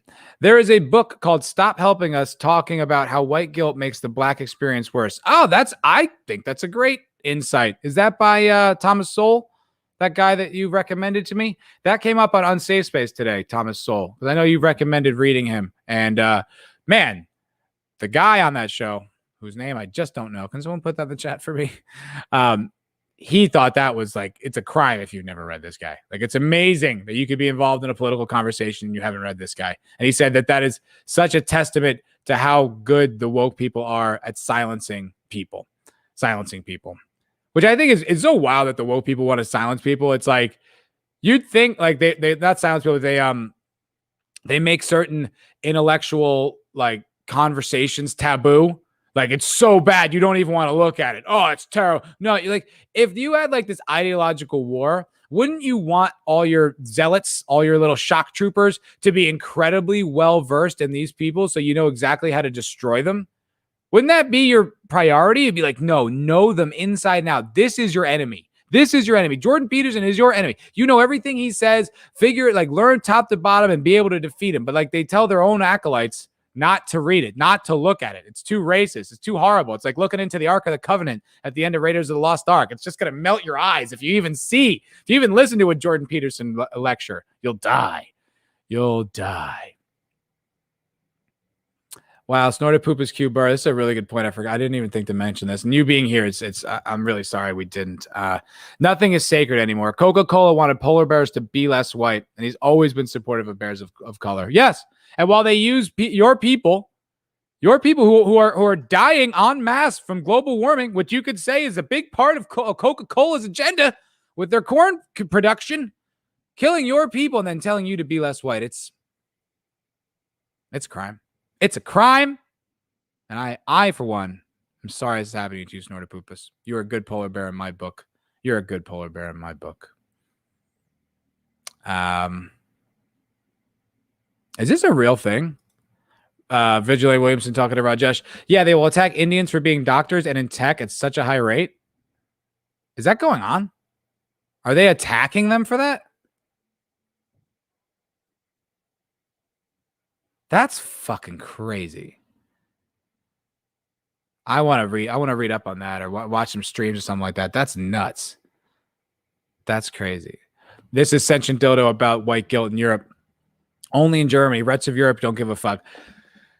I don't think that's true, man. I don't think that's true in like Scandinavia. What, you don't think all of them like letting in refugees was white guilt? I would say that's white guilt, dude. I think there's a lot of white guilt going on like in Western Europe, bro. I don't know. Vigilante Williams said, what white guilt is there in Eastern Europe? Like guilty for attacking each other? Yeah, exactly. Like it's too, they just, that's a different part of the world over there. Much different part of the world. I don't want to speak too much on it because I don't know that much. But from what I've heard, sounds a little intense over there. Sounds like you guys are getting up to some shit. Sentient Dildo talking to Rajesh. Excellent. You're on the way to becoming an excellent woke ally. We'll fix your internalized whiteness and decolonize your mind. Do they say shit like that? Decolonize your mind? It's wild, man. It's so wild they say shit like that. That's how many people are out there. It's crazy. It's crazy. Vigilante Williamson, yeah, the conservative worship thing is crazy. I'm so sick of, this L-list celeb kills SJW videos. I don't even know. Yeah, it's so much more lame. Like, there's a woman I know here in LA, and she's got a lot of anxiety when she talks about these subjects. But she was talking to me about, the Rona and, everything that's just going on and like liberal politics and like living in LA and stuff like that. And, she's like, yeah, I was a liberal and they changed me. And then she starts talking some Q shit. And it's like, Wait, hold on. What? Like, I don't know. I've never read any of that. I'm not saying you shouldn't, but I'm fairly certain a lot of it's kind of speculative and unsubstantiated. So it's like, for you to just believe it like it's a given, like it's definitely true, is like you're just monkey barring over to one other ideology. You just went from this ideology to that one. It's like, just stop going to ideologies. Just take what Kerry said it so perfectly today. Interrogate your beliefs, interrogate your personal beliefs, and figure out where they come from and why. Have an argument with them internally and try to defend it and like understand why you think a thing and where it's coming from, and then start listening to other people's input and starting to figure out where you're coming from. Don't just go and be like, well, these people aren't right, these people are. It's like, it's none of that's true. Neither one's right.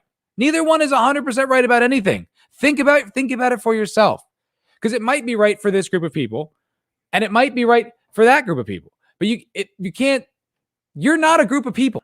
You are one individual. You are a single person with your own brain, your own desires, your own thoughts, your own needs. And a certain school of thought might make more sense to you and might not make sense to someone else. Just think for yourself. Have your own thoughts, your own conclusions, your own principles. I don't know. Is it that crazy? Is it that hard?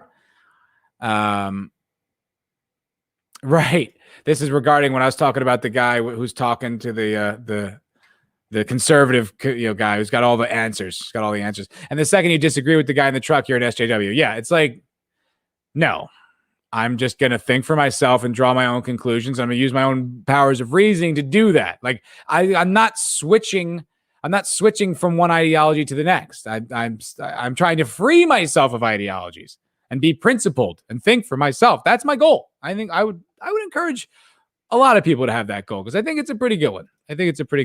Laura Thaw says he loves this shirt. Thank you, brother. The Mighty Boosh is one of my favorite shows. I've watched it over and over and over, and I adore it and quote it all the time, and no one knows what I'm talking about because it's obscure and weird, but I love it. It's one of my favorite shows of all time. Thank you very much, my friend. Thank you very much. You guys are having some funny conversations in the chat. Making me laugh. Oh,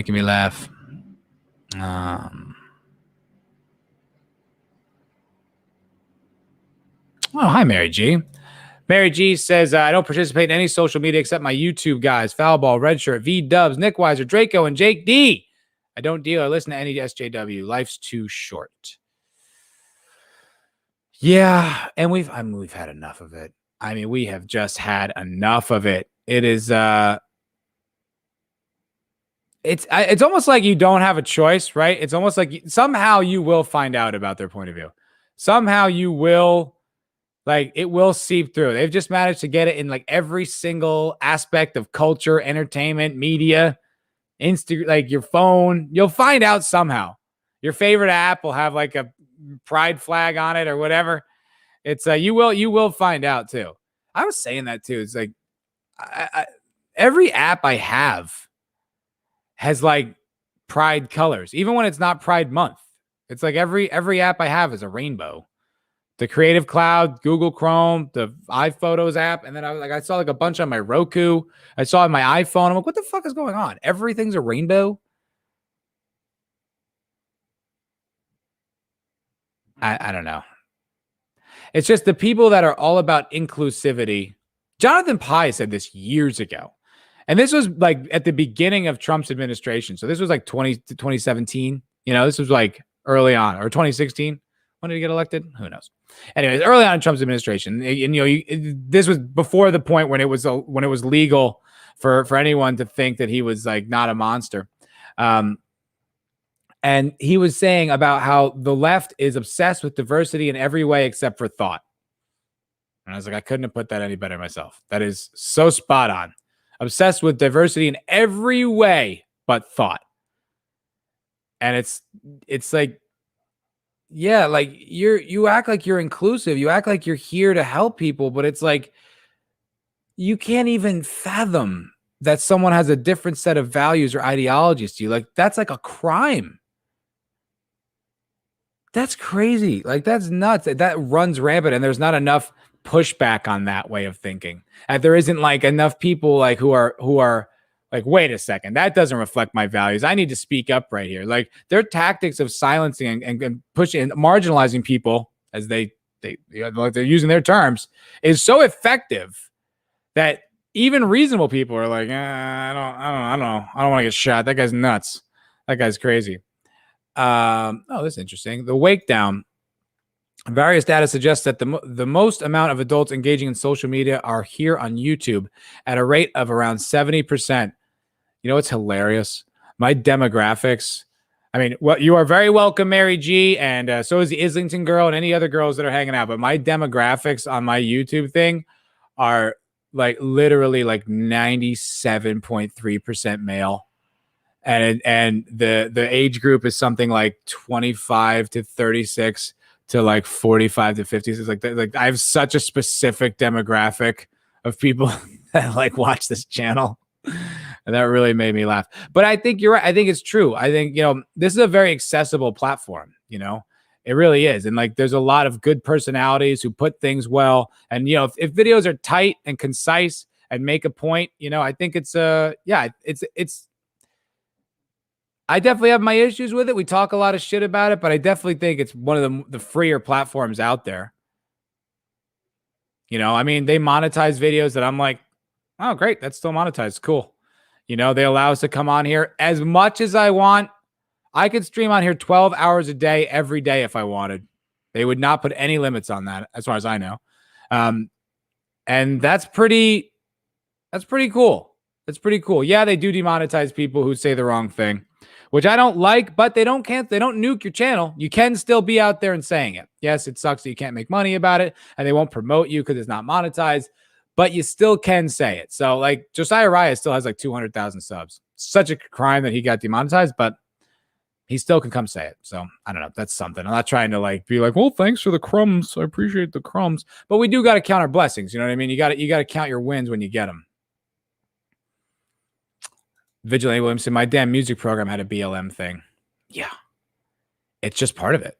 It's just part of being in entertainment. Like, I saw this thing, and it was like, it was this guy I know, this actor, and he put like a post on Instagram, and it said like, stop Asian violence, or so stop violence against Asians, stop white racism or white hate or something like that. And I was like, you know what? Fuck you, man. Like, that's such like, I don't even think I was that emotional. I was just like, don't need to follow you anymore. Click, bye.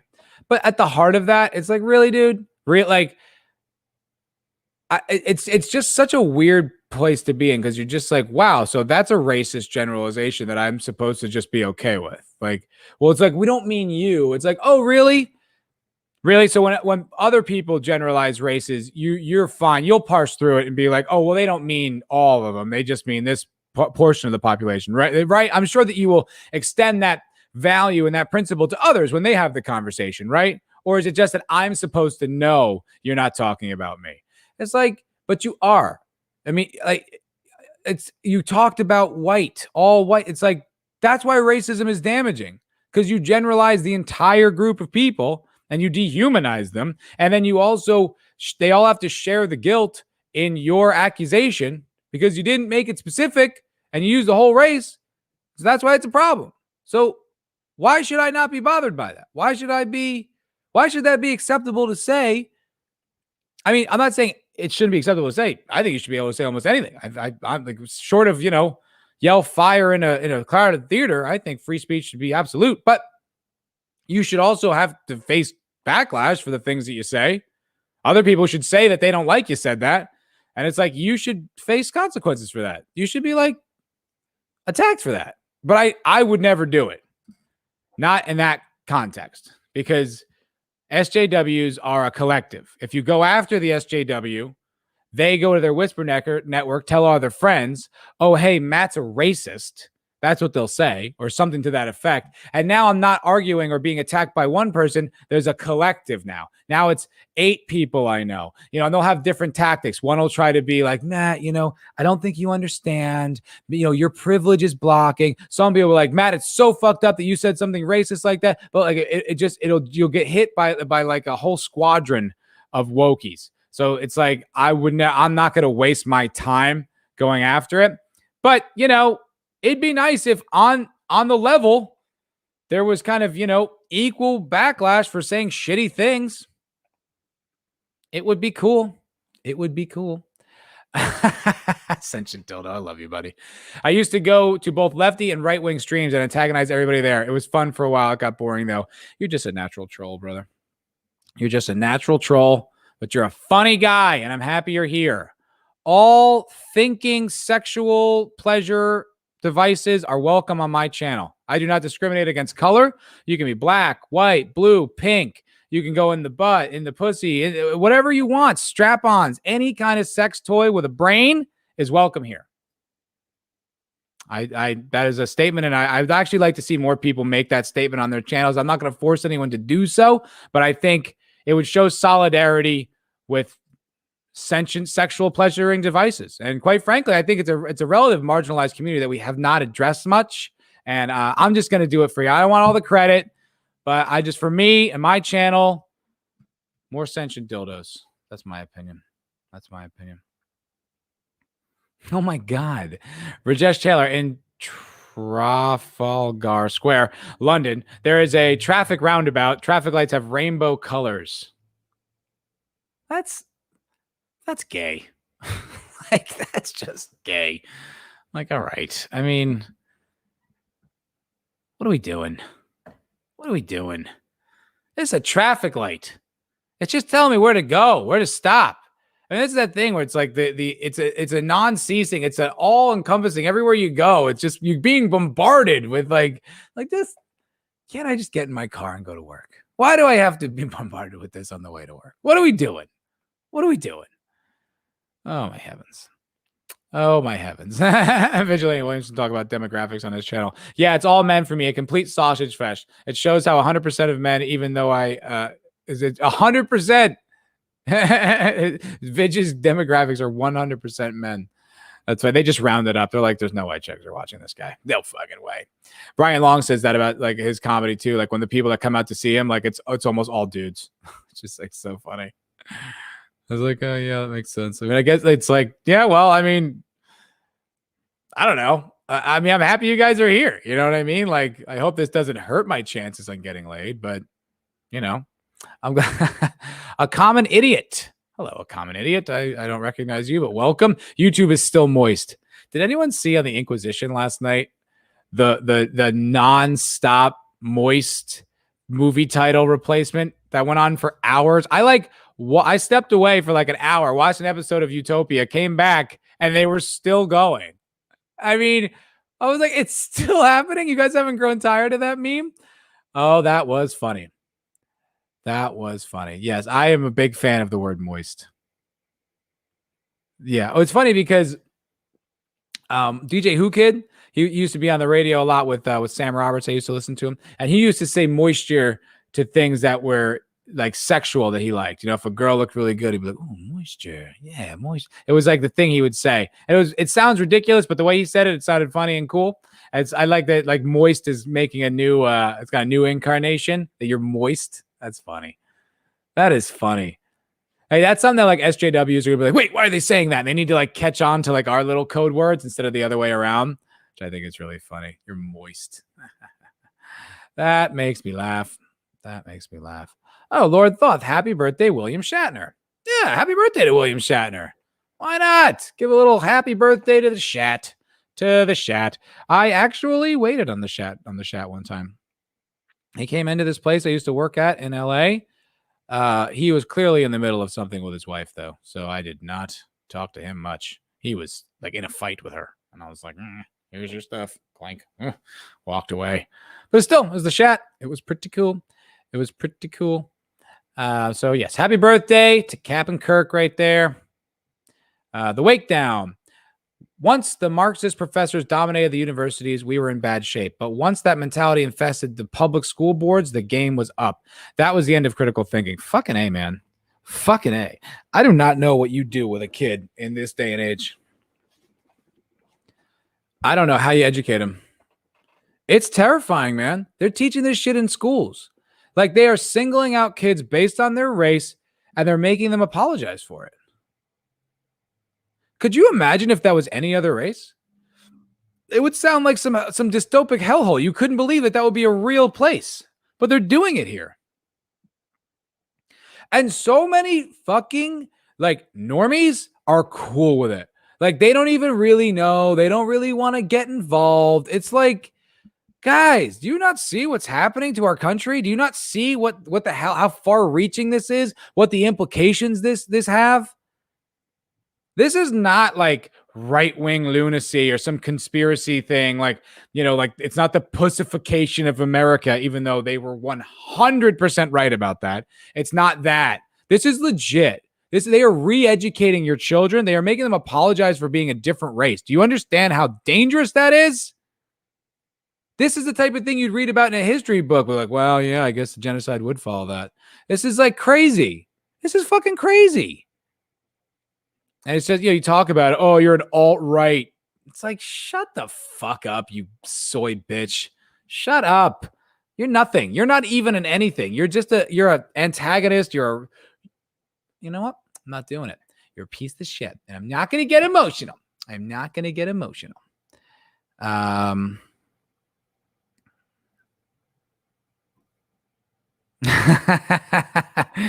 I think the wake down is reacting to me advocating for thinking sexual devices, and I stand by it. I stand with sexual devices who can think for themselves.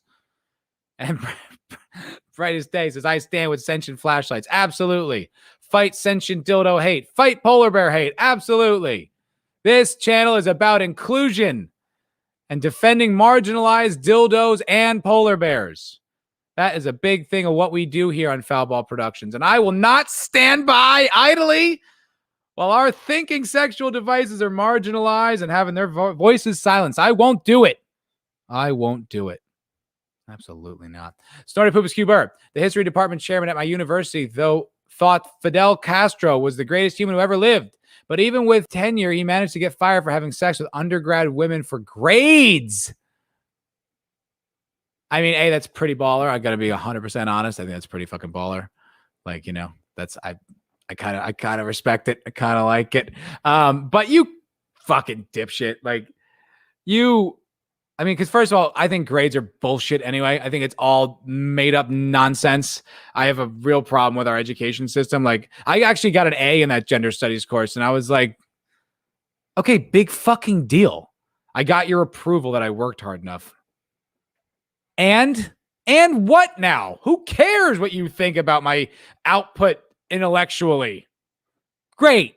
I got a fake fucking designation for something that I can take to maybe an employer in a few. Meaningless shit. That is not education. I fucking hate grades.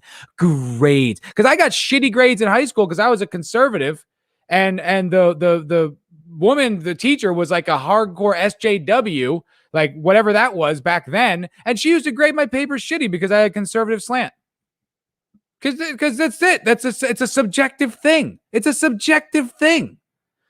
the way, I was a conservative in high school.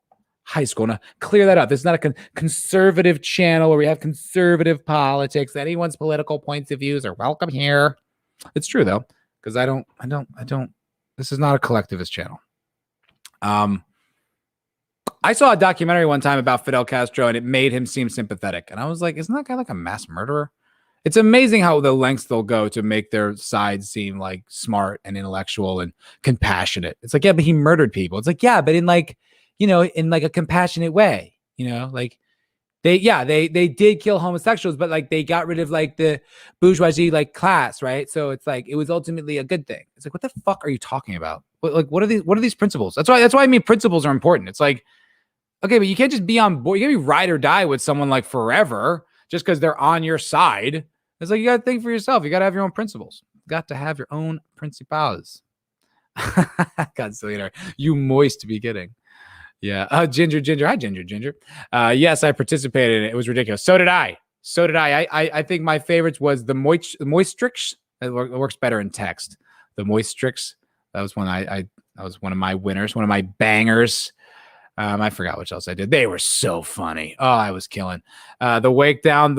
I was the one doing moist movie quotes. Yeah, you and everyone else. That entire channel was just the whole chat. They're never going to try out. Oh, Snortapoopus. Snortapoopus. You better never leave me with your dad jokes. And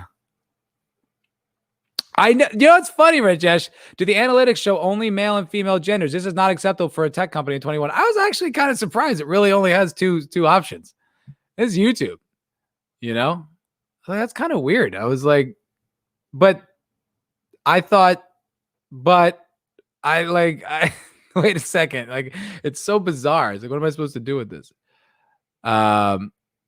Ripa started one on one of his streams called A Hater Moist and Exploded.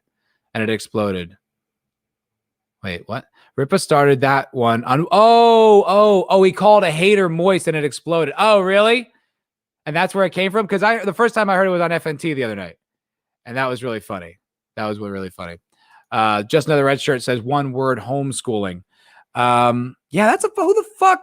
A lot of couples have two jobs.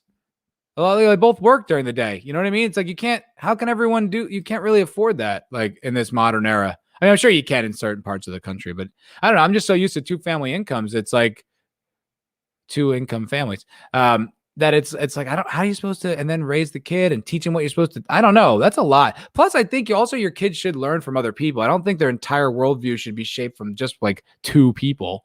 You know, I think there should be education. There are people that could offer your kids, insight and things that you can't, and maybe are better at it than you might be. They might be more savvy at educating. I'm not saying I'm against homeschooling or anything. I'm just saying, if that's the only option, you gotta, that's a little brutal, man. It's a little brutal. Vigilante Williamson talking about the school thing. Not only that, they're making oppressed kids write about how oppressed they are. Yes, they're reinforcing it. They're just making the lines deeper and deeper and deeper. It's like, how does this not end with more racism? How does this not end with more racism? Sometimes I think that's their goal, though. Sometimes I think that their goal is to create such an outrageous situation that's just so absurd that racism makes a huge comeback, and then they're like, "See, we told you," and then they almost create their monster so they can slay it. Sometimes I think that. I don't know if I don't really have a lot to support that, but it's just kind of like my brain. I'm like, is that what that is? I don't know. Sentient dildo. Most normies don't care. They use schools as daycare. Yeah, I mean, it's tough, man. You got kids. You have to work. You got a lot of responsibilities. They got to go somewhere. I don't know.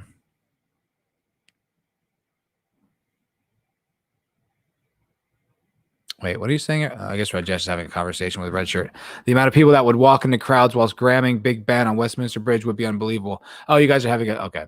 Thanks to the coup, we don't have a tourism industry. Yeah, I mentioned this last week when I was up in San Luis Obispo. I was like, some of these tourist towns, they got to start speaking up. They got to start really getting that loud and mad, because it's like your whole town is going to get destroyed. I mean, you base everything on tourism, and you're complicitly going along with it. It's like, all right. I mean, I guess if you don't care about the future of your town and your industry, that's fine. Hey, Eric K. Eric K's in the chat. What's up, baby? Good to see you, man. Good to see you, Eric K. You can often catch Eric K on the MFer Cocktail Lounge every Friday night at 8 o'clock, right on this channel. Friday night Pacific, right after FNT. I'm moving to Austin in like a week and a half, guys. By Thursday, I will be living in Austin. And then that means the Cocktail Lounge starts at 10 for me instead of 8. So that means if we go 5-6 hours, it goes in the middle of the night. Eesh, it's going to be a different dynamic. It's going to be a much different dynamic. Yeah. Ascension Dildo. Yeah, Castro was great. Facepalm. Agreed. How about dildo wielding polar bears? That sounds like a band. That sounds like a hipster band. We are dildo wielding polar bears. But yeah, I mean, as long as you're respectful to the dildos, as long as you treat them with respect and kindness and show them love and put them in a safe space, then I have no problems with it. I have no problem. As long as you get consent from your dildo, from your thinking dildo. Someone who just chopped in this chat's like, what the fuck is going on here? But as long as you get consent from your thinking sexual pleasure device, I have no problems with it. No problems with it whatsoever. The Wake Down. I'll take a page out of Snyder's book and say this. I think Gina Carano is a great actress, and I support dildo inclusivity. Those are possibly two separate statements.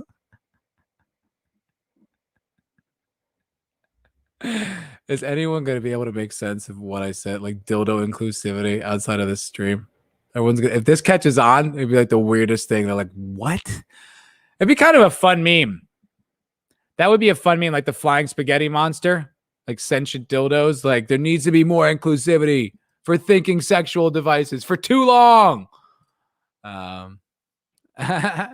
Of course, I got an A in gender studies. That was my white privilege godzillionaire. I actually worked really hard in that class, mostly because I thought it was such bullshit. I wanted to prove how wrong they were, and I worked so hard on my thesis paper, and it was like basically proving the opposite about gender discrimination. And it really wasn't. It was just to like stand up for dudes. I was like, this is crazy. We're getting hammered here, and no one's like standing up. Like this, this doofus over here is just like, totally. I'm like, shut up, idiot. What are you talking about? Grab your nuts. Let's fight.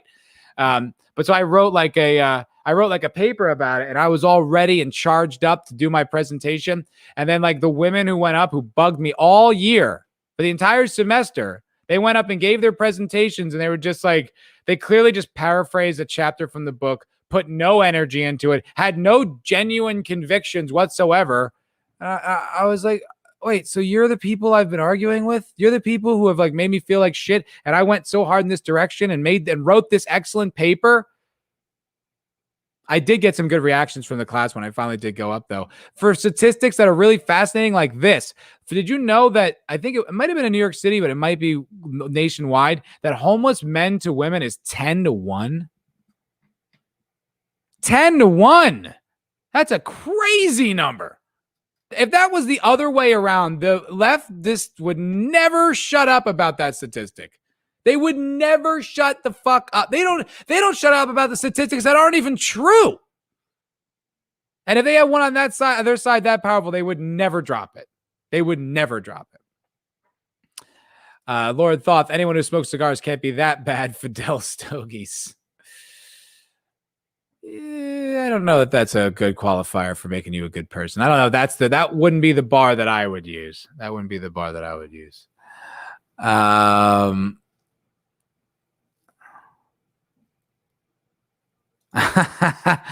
This is Matt Ascension Dildo. Your teacher was just helping oppressed minorities by bringing your privileged ass down a bit. Equity, bro. Actually, the professor was the only one who was kind of cool in that class. She was this like middle-aged lesbian. She was actually, I think she respected my resistance, to be honest. I thought I got cool vibes off of her. Like, I think she respected the fact that I was thinking for myself, because she probably went through like real gay rights resistance and real, like, had to really fight for that kind of shit. So I think somewhere in her heart, she knew I was right. And I fought back. It was all the other girls who would just like look back at me with this like these horrible, like judgy, cunty looks. I'm like, oh, I'm sorry. I thought this was college. I didn't know we were all supposed to come here and just agree with one another. Oh, that sounds great. Let's just agree. We're 19. We don't know anything yet.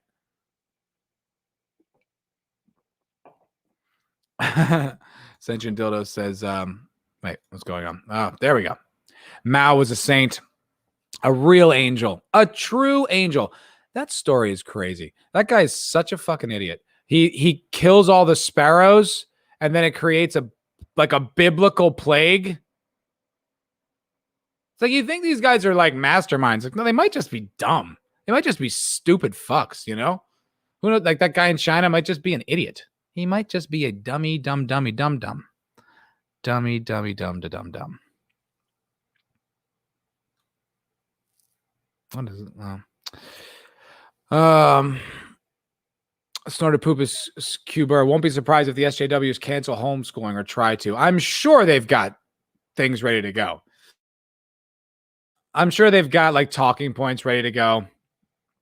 Alt-right, racist shit. I'm sure they've got it all, the whole arsenal of ways to fight. Because that's the thing. If these people spent any time actually researching ideas and analyzing statistics, they'd probably be pretty productive members in a real conversation, because they work so hard at creating an anti-narrative and weapons to fight, their oppressors, that they're it's why it's when you argue with them, you find yourself losing all the time because you didn't know you were getting into a fight. You thought you were having a discussion. And B, they're so ready because they spend so much time learning how to win the fight. But it's like if you just spend all that time learning about the issues you claim to know so much about, you actually might have some interesting contributions. But you're sure you heard it, you heard the opinion one time, you never thought about it again. Now you're 100% sure that you're correct, and that's as far as you're going with it. It's like, when is that going to break? When is that going to break? That's why I really like that woke breaking point thing. If anyone else has got like a woke breaking point, experience, I'd love to read it. Just put it in the chat because I thought that was such a fascinating idea. Like, when was enough for you? When did it like come back at you? Or when you were just like, oh God, fuck, I can't. Ginger. I can't. That's pretty forward. That's pretty forward. Philip A. Demick. Hello, Philip A. Demick. What are the events in the Impression Olympics? What are the events? It's funny. I saw this video. I've talked about this, but I saw this video on PragerU about intersectionality.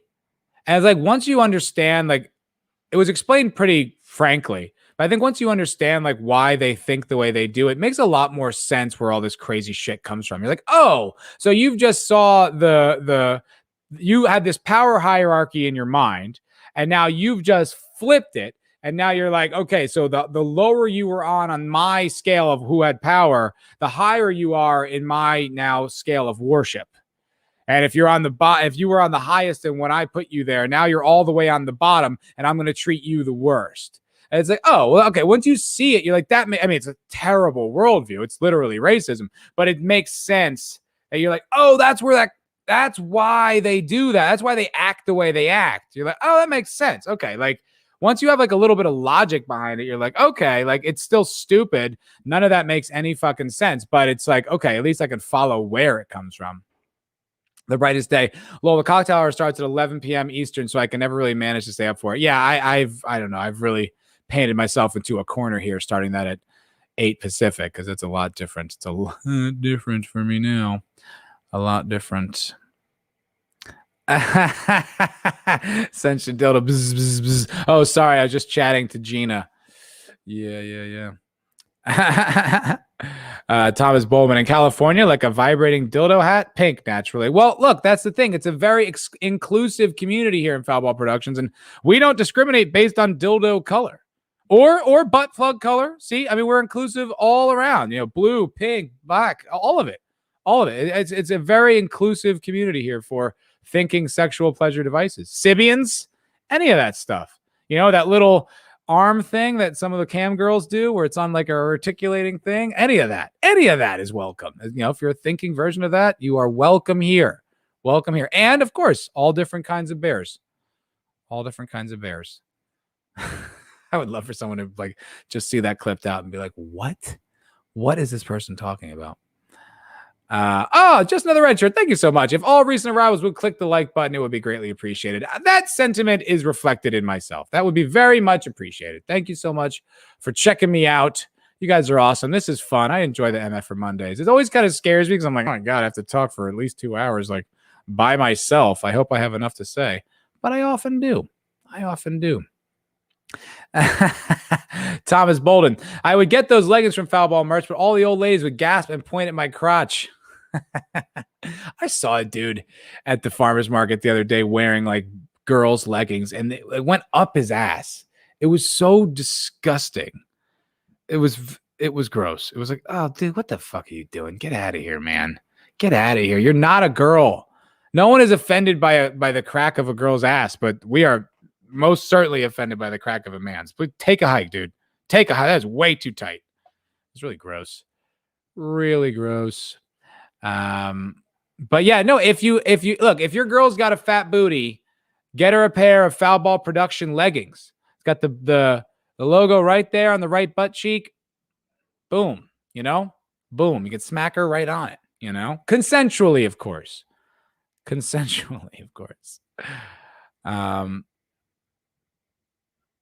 We should start calling them ASJW.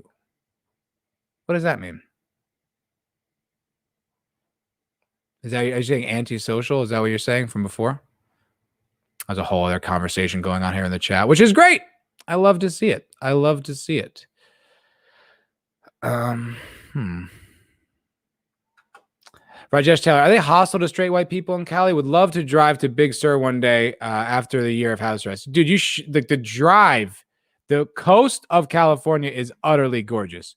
It's some of the most beautiful real estate I've ever seen. I was just up in Pismo Beach. It's unbelievable.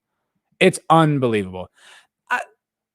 No, I'm not going to sit here and say they're hostile to white people. Some people are rude, but it's like you don't know if that's because like they look at you as the enemy or if they're just rude people. I don't feel like I'm actively discriminated against like dated just walking around, but inside of communities, there's a lot of it. There's a lot of not hostility, but like you're not allowed to speak your mind about other things. You're supposed to just shut up and listen to like other people just rally about their ideas and rant about, you know, white oppression and like all this stuff and like being a even thinking in a conservative, it's like a crime. It's like a sin. You know, I've had a lot of trouble getting any kind of traction in the entertainment industry. And while I don't have any proof, I feel a lot of it has to do with the fact that of my demographic. And you know, I've gotten that from managers and agents. We're not hiring your type right now, you know, which is basically like we're not hiring white guys. There's no work for you.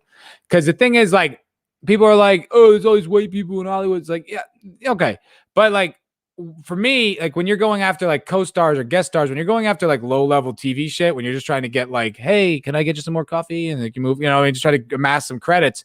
Like all those roles are going to the people they're you know, they're precious little oppressed darlings, because then they get to say our office casted this many, you know, BAMEs or whatever, and you know, it doesn't matter. It will never affect the story. No one's gonna. Who cares what color the barista is? It doesn't matter at all. But it's like for anyone trying to get their foot in the door, it's like the door is just slammed shut in your face. Like it's not even. And then furthermore, I'm a relatively outspoken person, even in my personal life. Like I do not like, you know, people's like opinions being yelled at me and shoved down my throat. It's I like to have discussions and debates. And I really, you know, I don't like that. So you know, I've come up against a lot of issues in my personal life regarding that type of shit. So no, but I would say at times it takes some kind of crafty work to like get around it. But, you know, when you're outside of the cities, California is mostly just a very polite, nice state. Everyone's kind of relaxed. You know, it's sunny every day. It's chill. You know, booze is cheap. It's a relatively cool place to live. It's just it's so crazy now. But I'd say, yeah, in a few years, man, come visit. Come visit for sure. Because it's gorgeous. I don't know if right now is the time because nothing's really open and the hysteria with you know, with the coof is crazy. So now is not the time. That sounds like Thomas Bowman, asswipe, ASSWIP, anti-socialist, social warrior. It is perpetuating evil. Anti-social, socialist. Yeah, that would really grind their gears. Yeah, well, I'm sure that would be white supremacy or something like that. I'm sure that would be, yeah, white supremacy, oppression. The wake down. People are literally fleeing Cali in droves, a burning dumpster fire in both figurative and literal sense. Yeah, and I am one of them. I am fleeing for my life, and a lot of people are. And it makes sense. And it makes sense for Texas to be concerned that they're going to turn their state into some crazy California dystopia, because a lot of people don't learn. A lot of people don't learn. They're not going to look back and be like, wait a minute, maybe it was the politics that we voted in year after year after year after year. Yeah. Oh, this is interesting. But just tell you, the Big Sur is closed due to a landslide at the moment. Huh. Hopefully will open soon. I hired a soft top Mustang to drive from LAX to San Francisco. Did the bullet thing down Lombard Street. Love America. Killing me what's happening now. Yeah, it's brutal, dude. So wait, did you already do that or are you going to do it? Because that is cool, dude. You're going to drive a Mustang that whole coast. You should so do that. You know, make sure you stop at like the little towns along the way, man. Because that's really that's where the character of California really comes out. And that's where you're not going to find like, you will find homeless fucking everywhere, but it's not going to be like these dystopias like LA and San Francisco that are just like horrifying. You can't, it's so disgusting and it's so everywhere. And it just ruins what's interesting about these areas. But like stop in like Pismo Beach, San Luis Obispo, stop in Santa Barbara, Ventura, like all these great little towns, man. They're so cool. And if you went south too, like south of like San Diego and stuff, there's all this great stuff. Like the whole coast is just pockmarked with amazing little towns who will have like their own local brewery or like their own like nitro coffee or something like that. Like there's great wine country if you're into wine. Like Santa Barbara County or even up in Napa. Like there's just so much little character in all these little towns. I can't recommend that type of shit most. But if enough. But if you haven't rented it, dude, I would wait. Now's not the time. Now is not the time, dude. It's just, I went up this low and I cut my trip early because I was like, this is nothing to do. This is dead. And the mask thing is so much. I don't know. That's my personal opinion. Common Idiot. What's my take on Warner Brothers shutting down, restoring the Snyderverse? I don't know how I feel about that. I'm being completely honest. I'm not like the biggest like Zack Snyder fan. I'm not even really that big of a comic book fan. I'm more casual with that kind of stuff. I'm more into like science fiction. But I think like this movie was an attempt from Zack Snyder to get that back off the ground, because this is not a spoiler, but the whole ending, the whole like 30-minute epilogue to me was just like, hey, these ideas could happen. We could do this. Wouldn't this be fun? Wouldn't this be interesting? Trying to generate interest in them bringing it back. I don't know. Like, don't some of those movies suck? Like, didn't he have Batman versus Superman? And like, isn't that just kind of a bad movie? I don't know. Like, I'm not really that invested in it. So you know what I mean? I would just kind of be like, what do the fans think? Like, is there enough fan interest in the Snyderverse coming back? Does he want to do it? Do the actors involved want to do it? I don't know. There's a lot of stuff that happens behind the scenes. It might just be logistics. It might be money. It might be too expensive to make sense of. I don't really know. But personally, I'm not that invested in it. So it doesn't really, whatever. It's like, I don't know. I kind of want, like, as much as there's an exodus out of Cali, I want there to be an exodus out of Hollywood. I want us to go find entertainment elsewhere. I want us to go find like independent creators and, build their channels to like 1 million subs and it becomes like our new Netflix or something. Like I just want us out of this whole system until they learn their lesson, and hopefully forever. Cause it's like, they've made bad content for so long. They've insulted the fans for so long. They've taken us for granted. They've condescended to us. They abuse us, and we still come back for more. And I'm over that. I'm over that. And I want us to, resurrect some historical gems that didn't get the appreciation they deserved, like really strong fandoms around stuff like that. And for us to find independent creators making good shit that we can enjoy without them. Cause I'm not interested anymore. I'm done. I want them to come back to us and be like, please accept us back. And we're like, we'll think about it. Cause I just don't, it's been so much, and everything they make, it's just so consistent. And yeah, I'm just over it, man. I'm over it. So I whatever, look, if it's a fan movement, once again, if it's a fan movement, people want to do it. Great. I agree, terrific. But for me, it's just, I don't know. Oh, Rajesh, you did do that road trip before. Yeah. Okay, cool. Yeah. It's so, man, so beautiful. So Magoots. Thomas Bowman. Warner Brothers is dead to me. I will be contacting AT&T about this crap. Good for you. They are a media company, not a PAC for liberal progressives. Their job is to make stockholders money. Fucking A, man. I agree. I don't know. Maybe if more people push back, we'd have less of it. I'm with you, dude. Our entertainment should not be progressive. Any kind of politics. If it was all, I would be just as annoyed if it was any like other agenda. I don't want agenda in my entertainment. Also, agenda is contrary to storytelling. It's antithetical. It doesn't work. That's why it's so much like SJW shit's a jumbled mess, because it's like they have to force in all this stuff that doesn't really fit naturally in an organic story. So it's like, it's why it always sucks. Because it's like comes back to principles. If they had solid principles, they'd be able to make stuff that reflected their values, but they really don't. They just have a side that they're on, and an agenda that they're fighting for. So it's like that's what it is. That's why they have to create these straw men in their entertainment, and it's so boring. It's so uninteresting. I'm with you, dude. I'm fucking with you. I am fucking with you. Oh, look at this. Hello, Culture Casino. And he gave me a $2 super chat. Lurking. I'm working on a path to replace Hollywood. Awesome. I support your endeavor. And I will absolutely cover some of that shit. If you find some interesting stuff, send it my way, brother. I will 100% support it because I think that needs to happen. I think there needs to be a legitimate competitor, or at least enough people where the fandom is so dispersed and there's all these micro fandoms that Hollywood just doesn't have the sway they used to. Or if they do, they really earn it. They really come back on their knees and ask for forgiveness and give us something really amazing. Like the Mortal Kombat thing to me looked like something really great. I was really excited about that movie. And then the creator comes out and is like, yeah, we didn't put Johnny Cage in it because, well, you can't have like a white male lead. It's like,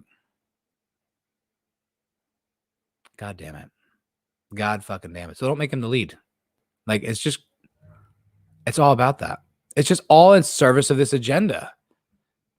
It's everywhere you fucking look. It's every single person in this industry. Then fuck off is my opinion. Fuck off with all of it. If it's all going to follow a fucking shallow, simple, bland, predictable, and ultimately boring political agenda, I'm not interested.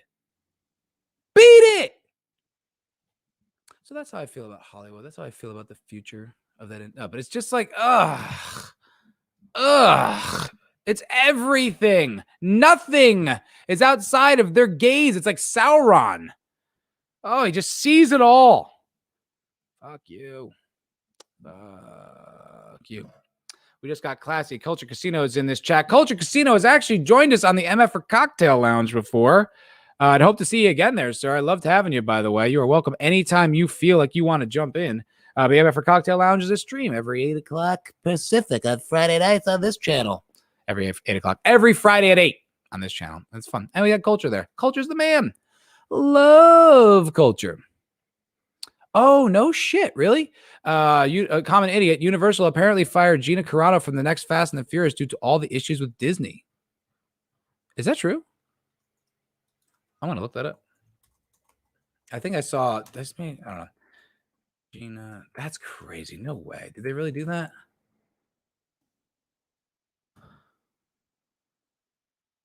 I don't see anything in recent news. I see that she got more Disney stuff. She said she was upset. Gina said she was upset that her co-stars didn't stand up for her. Yeah. You should have known better, though, boo. You should have known better. Yeah, no, I don't see anything supporting that, bud.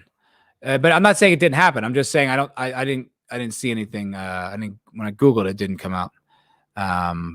But yeah, I mean, her expecting people to stand up for it. It's like, nah, sweetie pie, this is not.